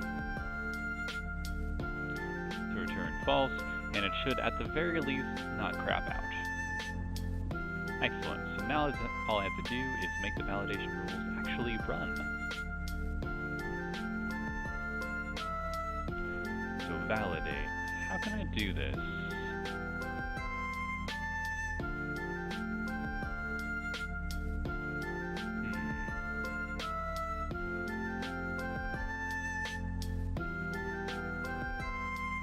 Wait, is that what's happening? How do I add the extra pane like that? How did I do that? I don't know how I'm doing these things. How did I add the pane? Split? Split editor down, left. Control K, control? Or, control slash. Oh, I don't like that at all. There we go. At least I know how I'm doing it now. Control slash is an atom, how you toggle the left panel there. So I just have the habit of wanting to push it. It doesn't work. Anyway, so, validation rules, let's say. Return an array of stuff and we'll work it out.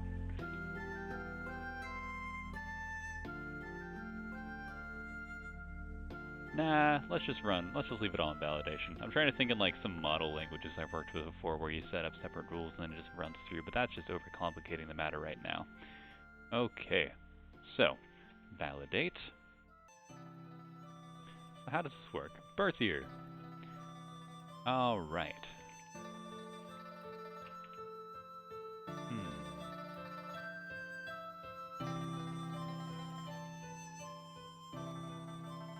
Alright, so first off, let's say if valid fields every,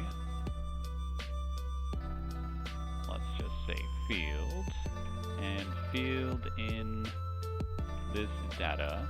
So if that's not the case, return this valid equals false. It doesn't like that, does it? There we go. It'll like that. And then now I know everything will actually exist, so I can do math based on that. So, if this data... Well, first off, I don't want to keep doing this data, because that's just annoying.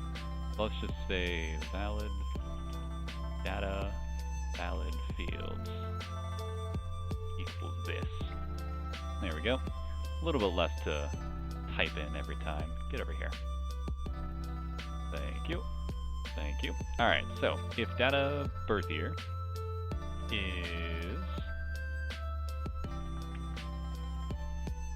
less than or equal to or less than 1920, or data birth year is greater than 2002.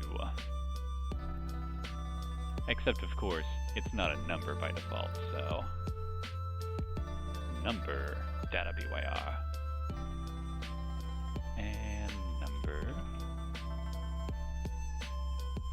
then return this value equals false. And let's see, oh my gosh, just cancel out the side panel. There we go. Alright, so the issue here. If number data issue year is less than 2010, or number data issue year is greater than 2020.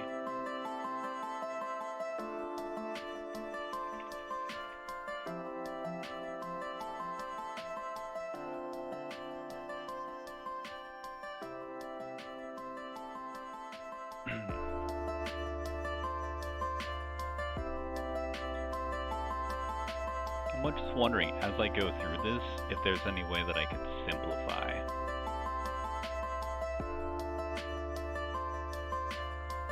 But, meh.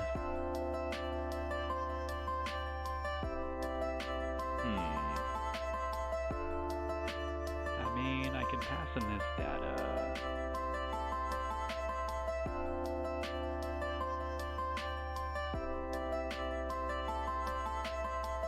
Nah, whatever. Stop overthinking it. Okay, so expiration year.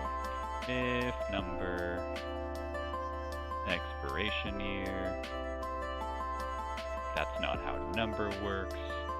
If number expiration year is less than 2020, or number data expiration year, blah blah blah blah blah, 2030. Is valid. Okay, now we have height, a number followed by either centimeter or inches.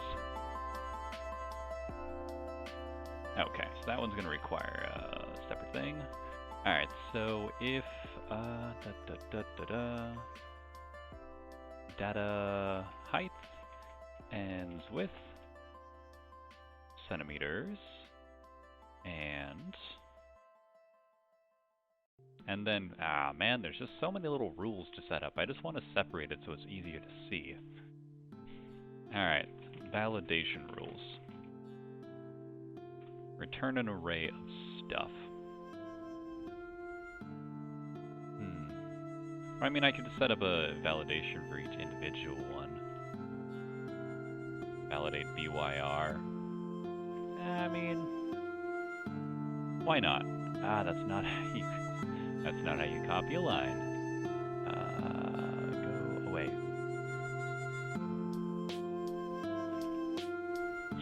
Okay, and then 1, 2, 3, 4, 5, 6, 7, 8, something like that. Alright, then validate issue year. Validate the other thing. UIR. Validate height. Validate whatever HCL is. Actually, let's just capitalize it so it stands out a little bit. It's not quite like the appropriate syntax, I think, but who cares sometimes. There we go. Validate HCL. Validate ECL. Validate PID. Excellent. Alright, that's not how you multi-select. There we go. And enter. Okay, so now I'll just go ahead and add all the rules into those separate things. Alright, so const BYR equals this data Alright. Also, number this data. No, wait, that's not how that works. Let's say number this data BYR. But I want to convert that. Yeah, sure. Alright, so return BYR, and BYR is less than 1920, and BYR is greater than 2002. Wait. Now I'm setting up the truthy rule, so it all has to be opposite. Almost forgot. There we go. And I'll set up all the rules like that. So the issue year, let's just call it val. Val. Blah, blah, blah, blah, blah, blah, blah. Alright, so the issue year has to be within 2010 and 2020. Alright, the other thing, expiration year, has to be between other stuff. Oh wait, no, wait, call it val. I keep doing enter to multi-select and it keeps not working for some surprising reason. Because that's not how it uses it. Oopsies. Alright, there we go. Oh, that, come on. There you go. Okay, so that has to be between 2020 and 2030.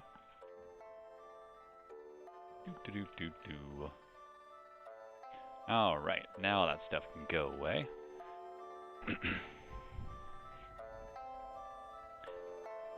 And I don't really need a valid or validate anymore. We'll just keep on data. And then we'll just return kind of everything all combined. This validate thing and okay. So validate BYR, validate IYR, validate EYR. Validate the height. Validate the other thing. Validate. Ah, whoa, what is that? Ooh, what's that button do? Wait, what just happened there? Just show me definition.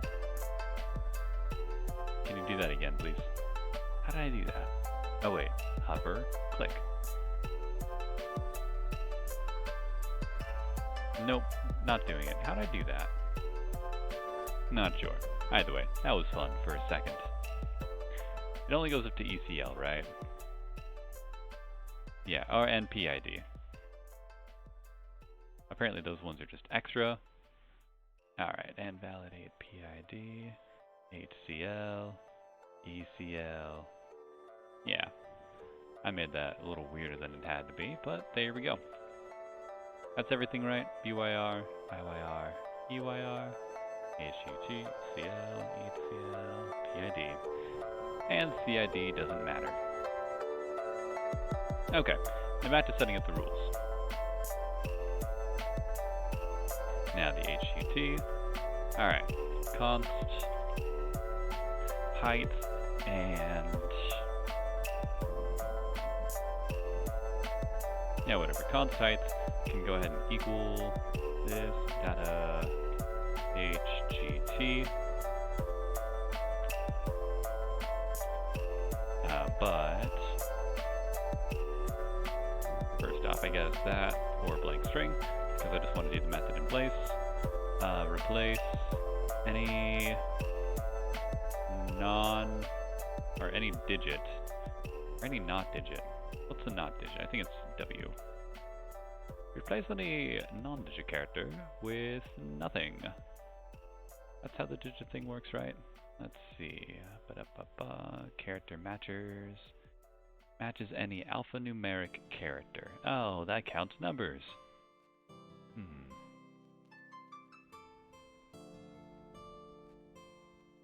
Ah, here we go. Matches any number that's not a digit. There we go. Okay. So, if, let's see, this data height ends with, let's see, da da da da da.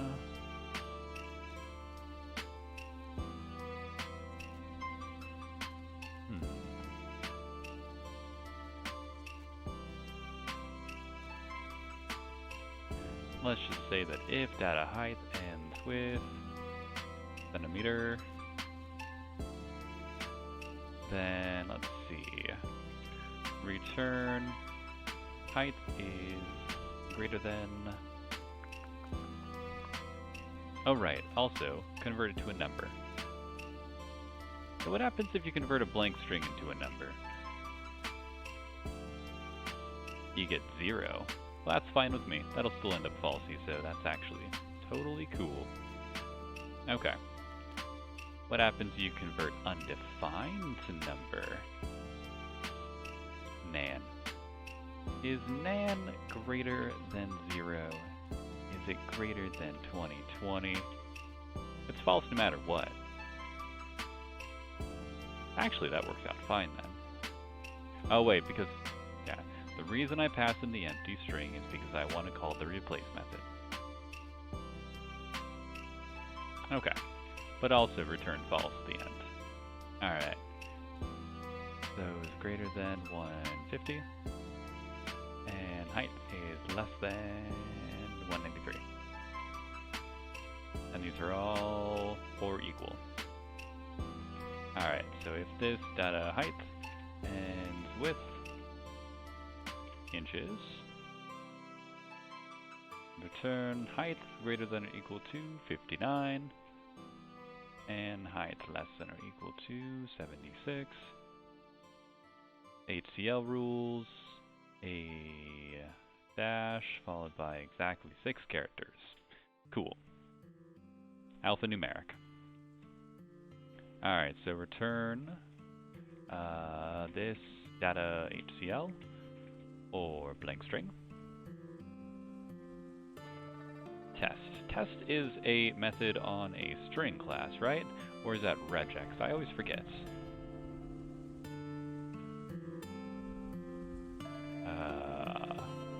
4. Okay. It is not. Or is it matches?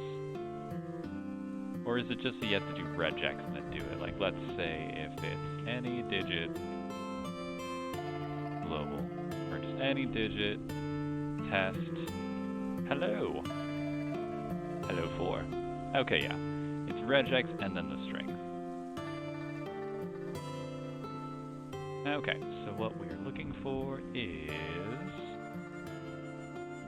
the pound sign and then precisely 6 alphanumeric characters. Cool. ECL, exactly 1 of. Okay, that's fine. Return. Let's just say amber, blue, brown, gray, green, hazel, or other. Includes this data ECL. Okay. And then that one is regex test.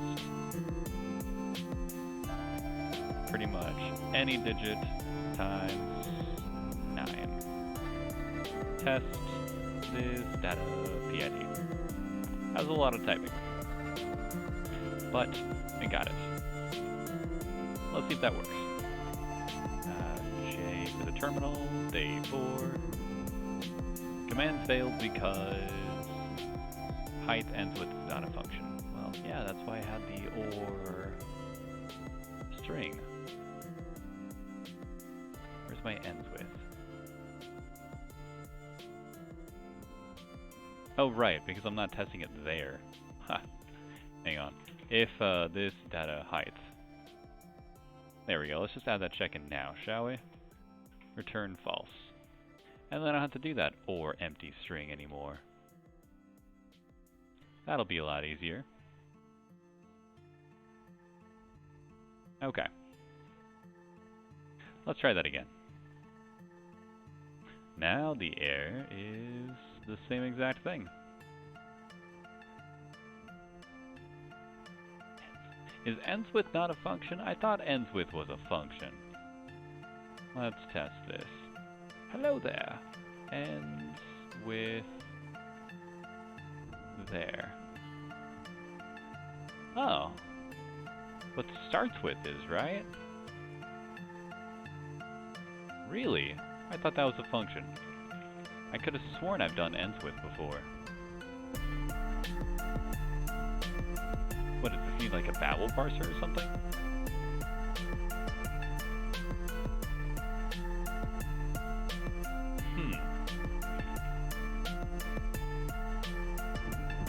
That's weird.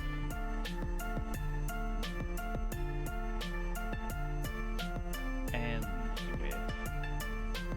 Oh, I'm typing ends with. Huh. That's why it's not working. I'm adding in a D. Alright, and now it's nan. Why is it nan?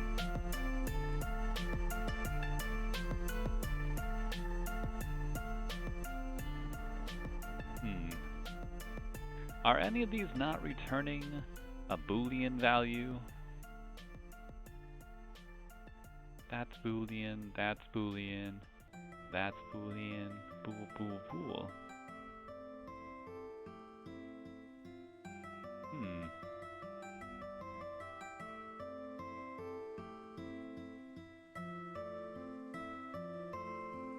Okay, here, let's only grab the first couple of them, and I'll see if that's actually returning a value that I expect. Let's just say grab the first 3, and console log, passport validate, see if it's even working. And why can't I type anymore? My terminal seems to have frozen. That's not helpful. That's fine. New terminal. If you don't want to work with me, I'll find a workaround. I'll kill you.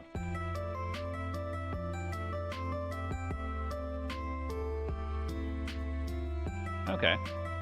So that is working. But it's just not casting it correctly, I suppose. Oh, wait. Ah, there are a couple nans in there. Why? What would I return that's a nan?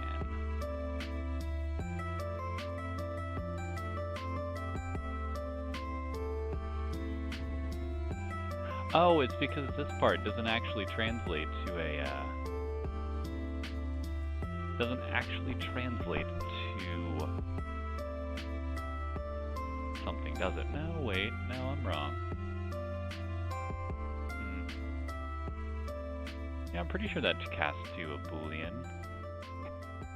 But maybe it doesn't. So easy way of handling this. Ready? Passport validate. Doo-doo.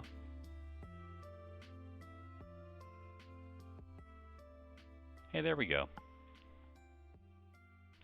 The problem is that some of these over here, if it is not a number, it does this whole check, but then will return nan because that is, I believe, what happens in that particular case. Still fine. Okay. So now I can go ahead and get rid of this console log. Get rid of that slice. And run day 4. Cool, so 124 valid ones it says. Let's see if that's right. Alright, so 124. The answer is no. It's too low. Okay. So I have made some things invalid that are not actually invalid. Noted. Let's just double check all my rules here real quick and I'll go from there.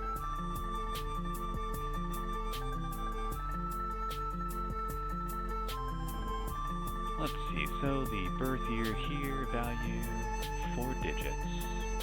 At least 1920, at most 2002. Issue year.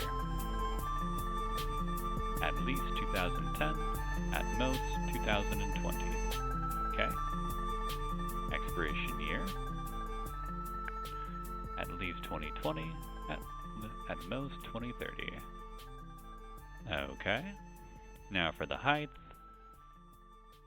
let's see, replace any non-digit number with that. And then we cast it into a number. If height is at least 150 or at most 193. If it's inches, it has to be at least 59 or at most that. Okay. Validate HCL. A pound followed by exactly 6 characters. 0 through 9, A through F. Which maybe isn't working the way that I expect that to. I'll have to check the HCL rule. In fact, screw it, why not just only run the HCL rule? Let's see, console log, passport, data, HCL, and passport, validate, HCL. There we go. Alright, that's a lot of passports though, so let's go ahead and only do like 30 of them. Without a space, please. Thank you. Alright, let's try this again.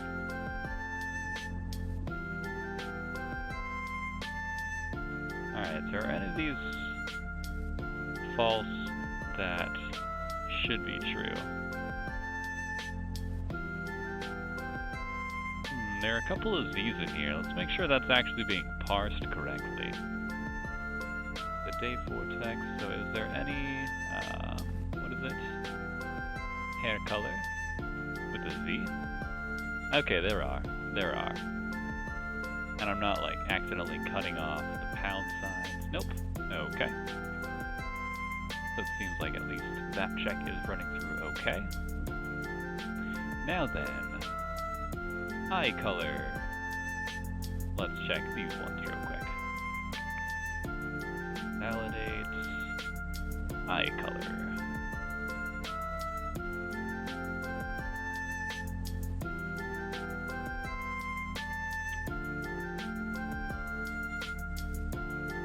Did I update this correctly? Validate ECL. Oh, right, I'm not printing out ECL. Okay. Okay. Amber, blah. Oh, wait, blue. Oh, blue should be true. Did I miss one? Oh, because I wrote out blue. Well, that's not very helpful now, is it? Are there any other ones that... Right, laser is not a color, so that's fine. Okay, that might have been the reason why I was failing. I would have missed a couple checks there. So let's test it now with that updated rule and see what I get. Also, was valid count always constant? That's weird how it was working anyway. That's what happens if you don't turn on JavaScript strict mode. It'll let things like that slide. Now, I previously entered, I think it was 124 was my solution. Yeah, and 154 is definitely higher than that, so let's give that a shot.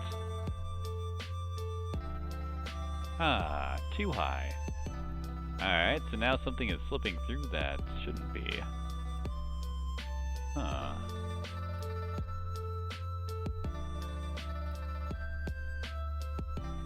Okay.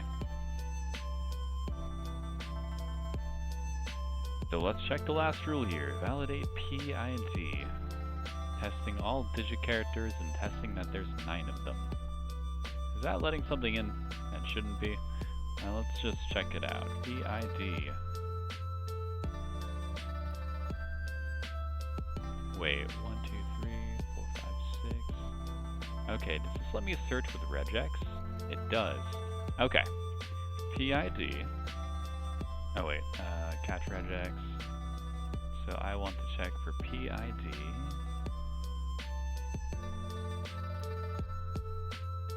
Hey, why isn't that working? Oh, I don't have to. I probably don't have to pass in the regular expression part of that, do I? Nope, I do not. Okay, so test for PID, and then any digit character times 9.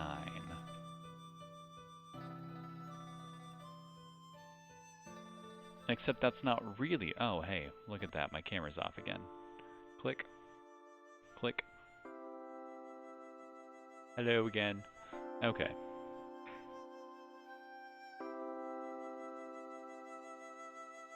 Now that I look at that, that might actually be a little bit odd, because I'm not testing for the beginning and start of the string, so it might be possible that there's something else in between there. Like, let's, for example, say a pound sign. Or, let's say anything that's not 0 through 9. Any number of times. Or at least one time.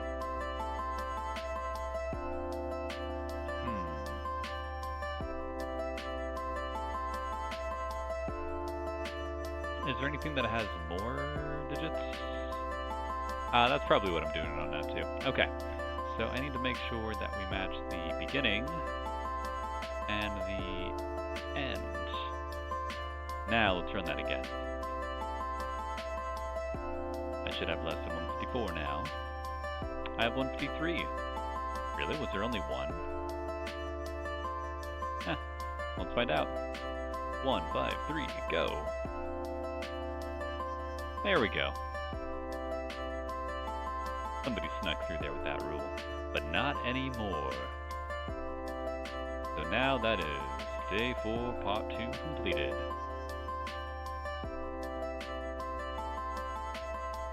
Alright, and let's see what day 5 is like. I think I got the energy for 1 or 2 problems more, depending on how long they actually take. So let's figure it out. So binary boarding. Let's take the whole page, and then read. Let's see, blah blah blah, you aren't sure which seat is yours, all the flight attendants are busy with the flood of people that suddenly made it through passport control. Let's see, instead of zones or groups, this airline uses binary space partitioning. What a weird airline. Let's see. A seat might be specified like FB, FBB, blah blah blah blah blah, where F means front, B means back, L means left, R means right. So essentially it's just manually moving you through, huh? The first 7 characters will either be F or B. These specify exactly one of the 128 rows on the plane, 0 through 127. Each letter tells you which half of the region the given seat is in. Start with the whole list of rows. Okay.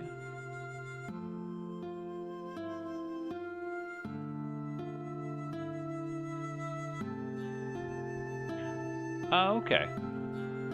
That makes sense. It's just cutting in half each time, you know? Space partitioning.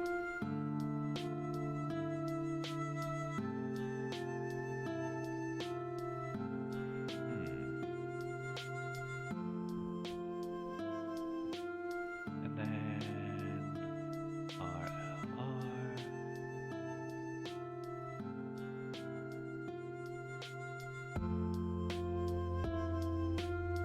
Each seat also has unique seat ID. Multiply the row by 8, add the column.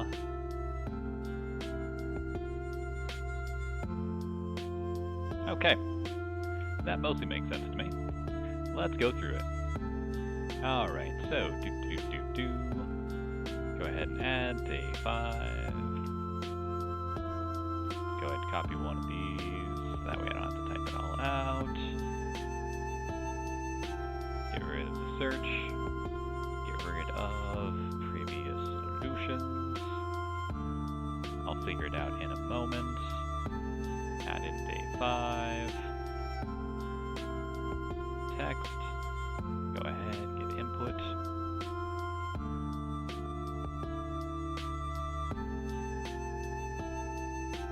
Sweet. In fact, on the topic of that input there, I had that hassle where I was trying to figure out the whole new line thing between windows and all that jazz. So what if I just did that in the get input parser so I never have to think about that again? And you know what? I like the sound of that. Alright, so now this can become an async function, where now go ahead and await all that stuff, and then I'll go ahead and convert all the line endings to a single line ending. That way I don't have to worry about it ever again. Yay! So I can go ahead and take that part off. Sweet. Because that was essentially how trimming worked before, because trim would always take it off. But I don't really need to worry about that now, do I? I don't want to, at least. Yeah, let's go ahead and just do, like, trim, replace, and trim. Or let's say map, line, trim. There we go. That'll take care of some of the default operations I've had to do otherwise. Now let's just make sure that didn't break anything. It didn't like that. Intermediate value. Oh right, okay, so yeah, don't trim the individual lines. That wouldn't be good. So never mind, don't do that. But trim and replace. That part's easy. Yep, cool. Alright, anyway, day 5, handle input, blah blah blah blah blah. Go ahead and get day 5. Go ahead and add day 5 to the script. Day 5, day 5. Okay. And save that text. So now essentially we just have to handle getting the partitioner system set up. Let's say handle input, let's say const run partitioner. Spelling sometimes. It's hard, man. Okay. So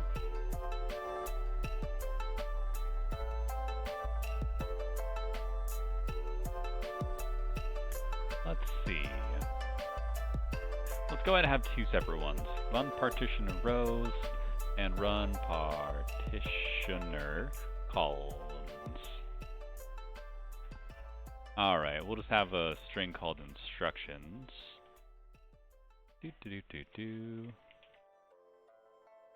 Okay. Await, get input 5, and then go ahead and split on new lines. And trim, just in case. Or, actually, I might as well handle the input there. Okay. So we can go ahead and split, and then go ahead and map each line. Although I suppose I don't really need to do it per line now, do I? Is it the same set of instructions every time? Right. 7 characters and 3 characters. But I might as well just do it here. So yeah, let's go ahead and do line trim. Let's just do this. Line equals line trim. Return line slice 0 through 7 and line slice 7 through 10. There we go. Although I could just do that as a single thing like that. There we go. Cool. Handy dandy. Alright, so let's see. Const instructions. What am I doing there? Const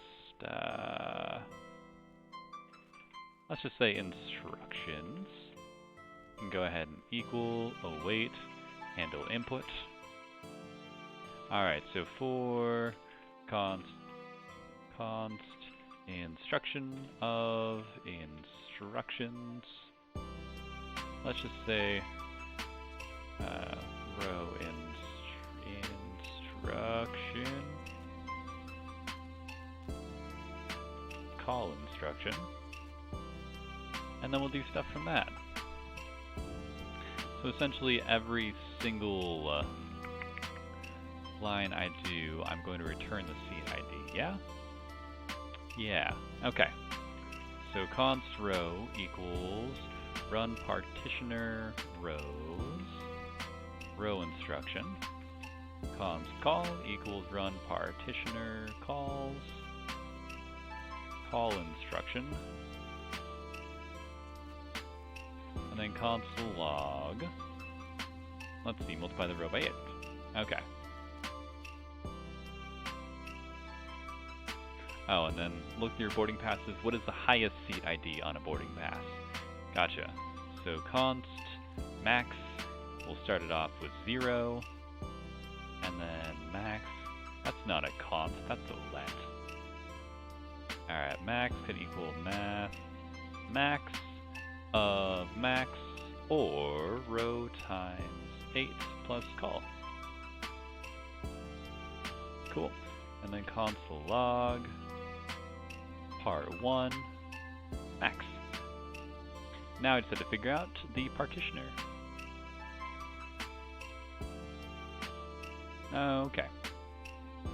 So const directions. Let's just go ahead and say instructions. Let's see, how do I want to do this? First off is figuring out the bounds, right? Let's see, So we have 128 rows. Const height, width, distance, max. I don't know, let's just call it bound. Equals 128. And let current equal whatever, let current. Okay, so for const instruction, let's say const direction of instructions.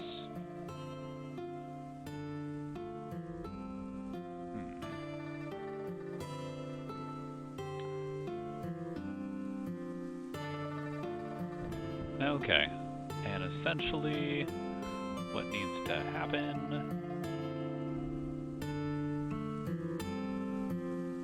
the whole entire range.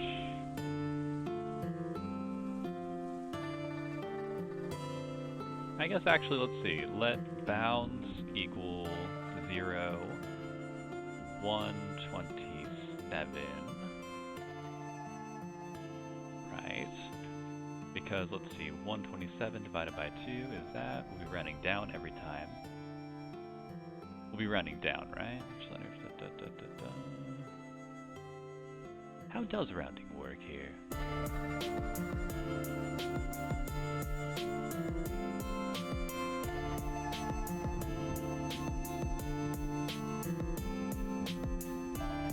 I don't know, I guess I won't worry about I'll just floor every time, I guess. Let's see, 8 means to take the upper half. So then what's 63 divided by 2? 31. Okay, so if we're taking the lower half, we'll round down. If we're taking the upper half, we'll round up. That's how I'll handle that. Okay. So then let's say if direction equals front, we'll do a thing. And then if direction equals back, we'll do a thing. Okay. So, what needs to happen is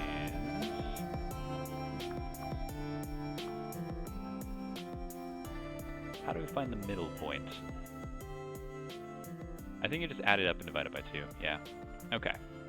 So const mid, let's say const average equals, now let's just do this. I'll be doing this on both counts. So bound 0 plus bound 1 divided by 2. Parentheses, so it captures it correctly.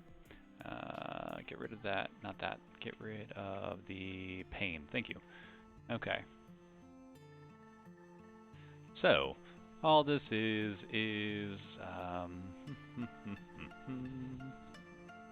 so if direction is the front, then I am going to be keeping the lower half, huh? Okay. So I only need to change bound 0 for that. So bound 0 can go ahead and be math floor average. Otherwise, bound 1 equals math seal. Average. And then return. The final F keeps the lower of the two. Console log bounds at the end of it all. Okay, let's find it out. Alright, I don't want all the instructions though, so let's just go ahead and slice, like say 10. We'll see what happens. Alright, now yarn run day 5.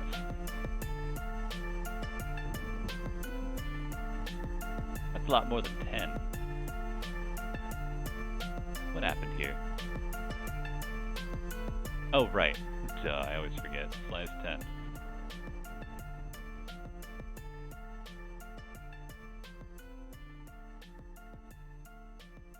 Okay. So...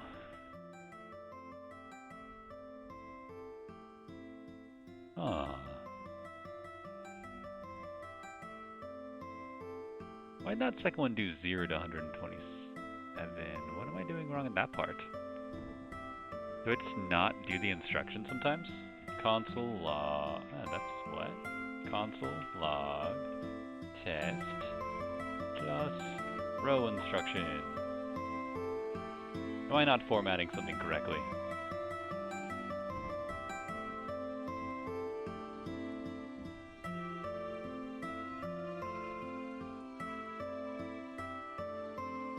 Hang on, I'm running run partition rows twice, that's why. Alright, return 0. There we go. Alright, that's why that's causing weirdness.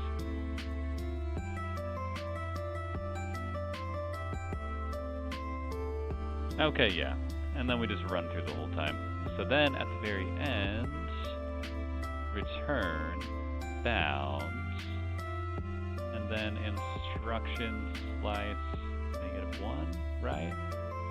Hey, I need to test what that gives you something or not. Let's see. It's 1, 2, 3, slice, -1. Only gives you the last one. Excellent. -1, 0, equal to...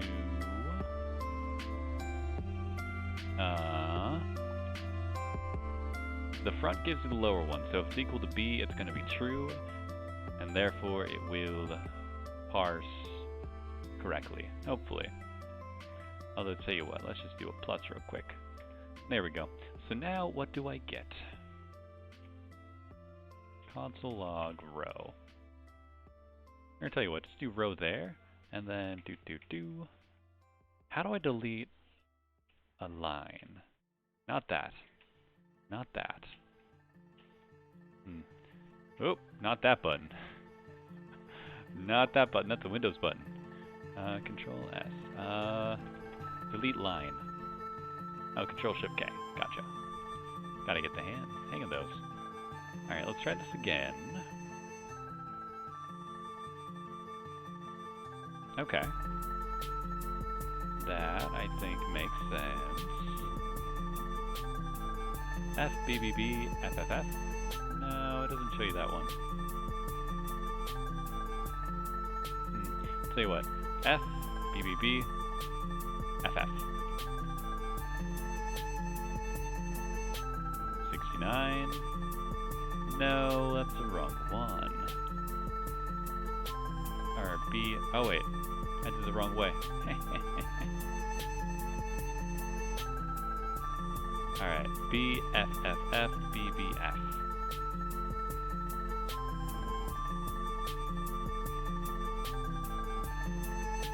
Okay, well that returns it a little incorrectly. Let's find out why. Console log bounds. Let's just say whatever instruction something, instructions bounds. So I ended up returning 57 and 58, which isn't correct. Oh, that's probably because of the very last one I did here. I don't want the last set of instructions. So that actually needs to be instructions slice 0, instructions length -1. Is that what's going wrong? Nope, that didn't really change much.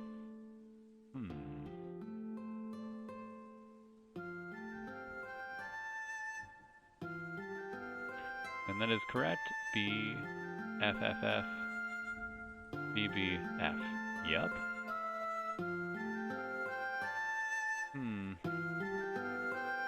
Well, first off, I only need to do this once. I don't know why I did this like this. Const row, blah, blah, blah.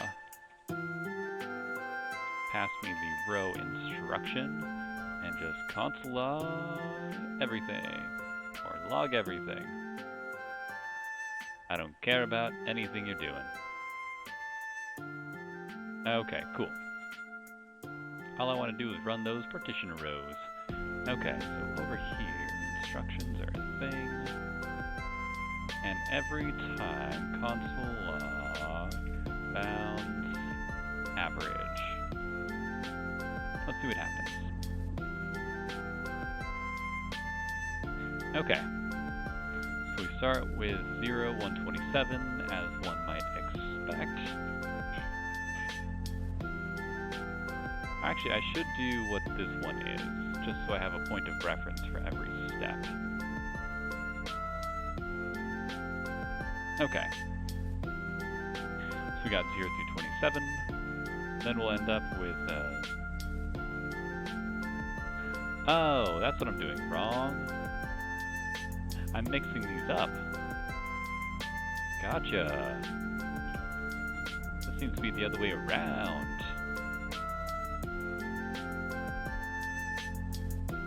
Nope, still mess. Nope, that seems to be doing it correctly now. Okay. So first, 0 through 227, 0 through 63, 32, 63, 32, 47, 40, 47, and then, yeah, 44, 47. And then 44, 45. And then what if I let the final instruction actually go, I wonder? Would that simplify life for me? Why, I'd end up with 44, 44. Hey. Alright, now let's test it with all the other ones real quick.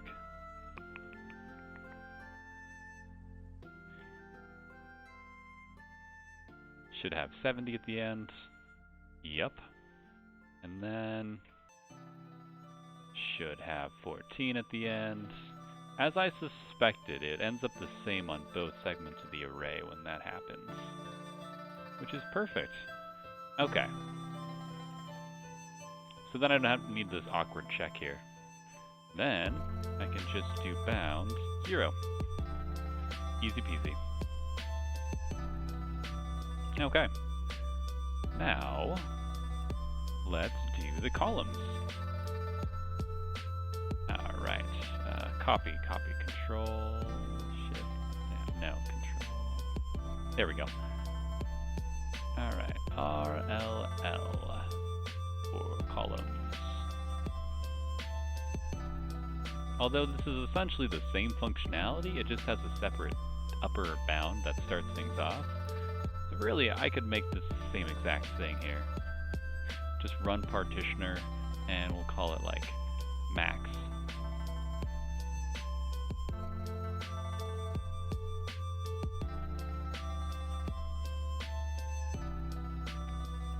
Yep, and then I could just simplify this like run partition. So then I can simplify it by saying const run partitioner rows equals instructions. Alright, then return run partitioner with the pre-filled in data with instructions and 127. Then run partitioner calls could run the partitioner with instructions and however many columns there are. 8. Okay. And then I just need to update the check to match. So, L means to keep the lower half, R means to keep the upper half.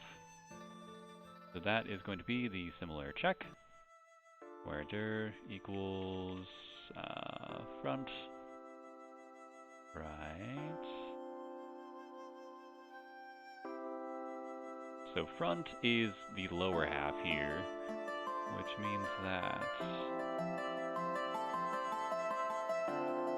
Let's see, R means the upper half, left means lower half. Okay, that should work.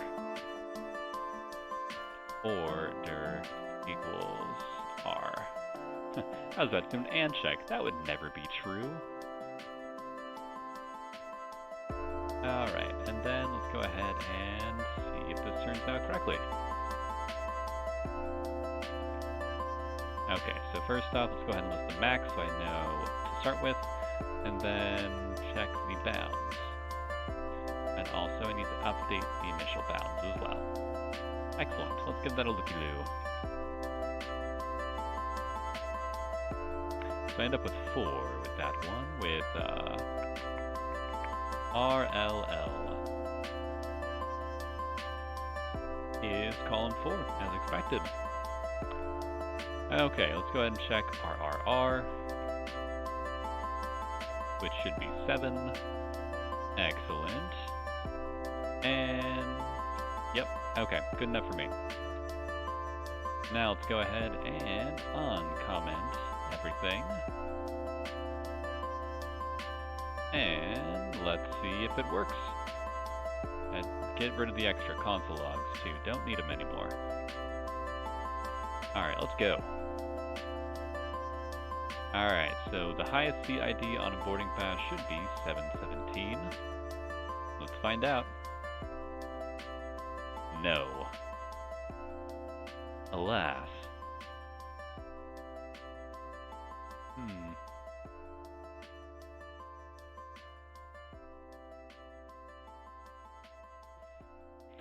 Every seat also has a unique seat ID.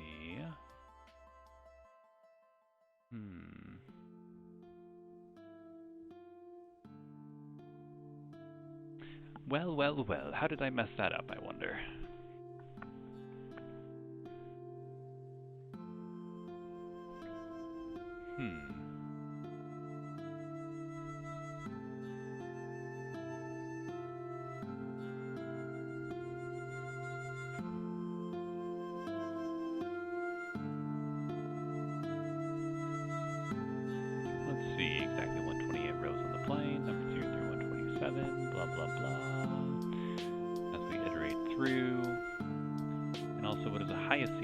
First off, that's how math parses, right? It'll do the multiplication before the addition. I'm pretty sure. So let's just do a quick check here. 2 times 4 plus 11. That would be 8 plus 11, which is indeed correct. So that's how that works. Congratulations!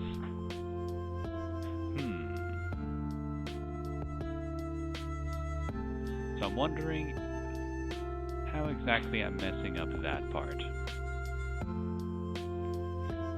See here, do I get 820 out of that? Is it just like stopping at a certain point? Who knows? Let's find out. Console log. Or let's just see. Let's just put this somewhere else for the moment. Go ahead and comment all that out. All that. Okay, so row instruction. Go ahead and be this part here. And you can be that part there. And let's go ahead and console log row column. And then row times 8 plus column. Alright, let's see if that gives me what I expect. 820, yes. Okay, so I'm just not handling something correctly in here. Oh wait, where'd my input go? Don't know why that all pretended like it was going to be deleted for a moment. Let's see, do I have all 799 instructions? Let's find that out real quick. Console log. Instructions blank. Did I mess something up with this? Nope, I had the right number at least. Doesn't necessarily mean I'm actually parsing it all correctly, but you never know. Let's see.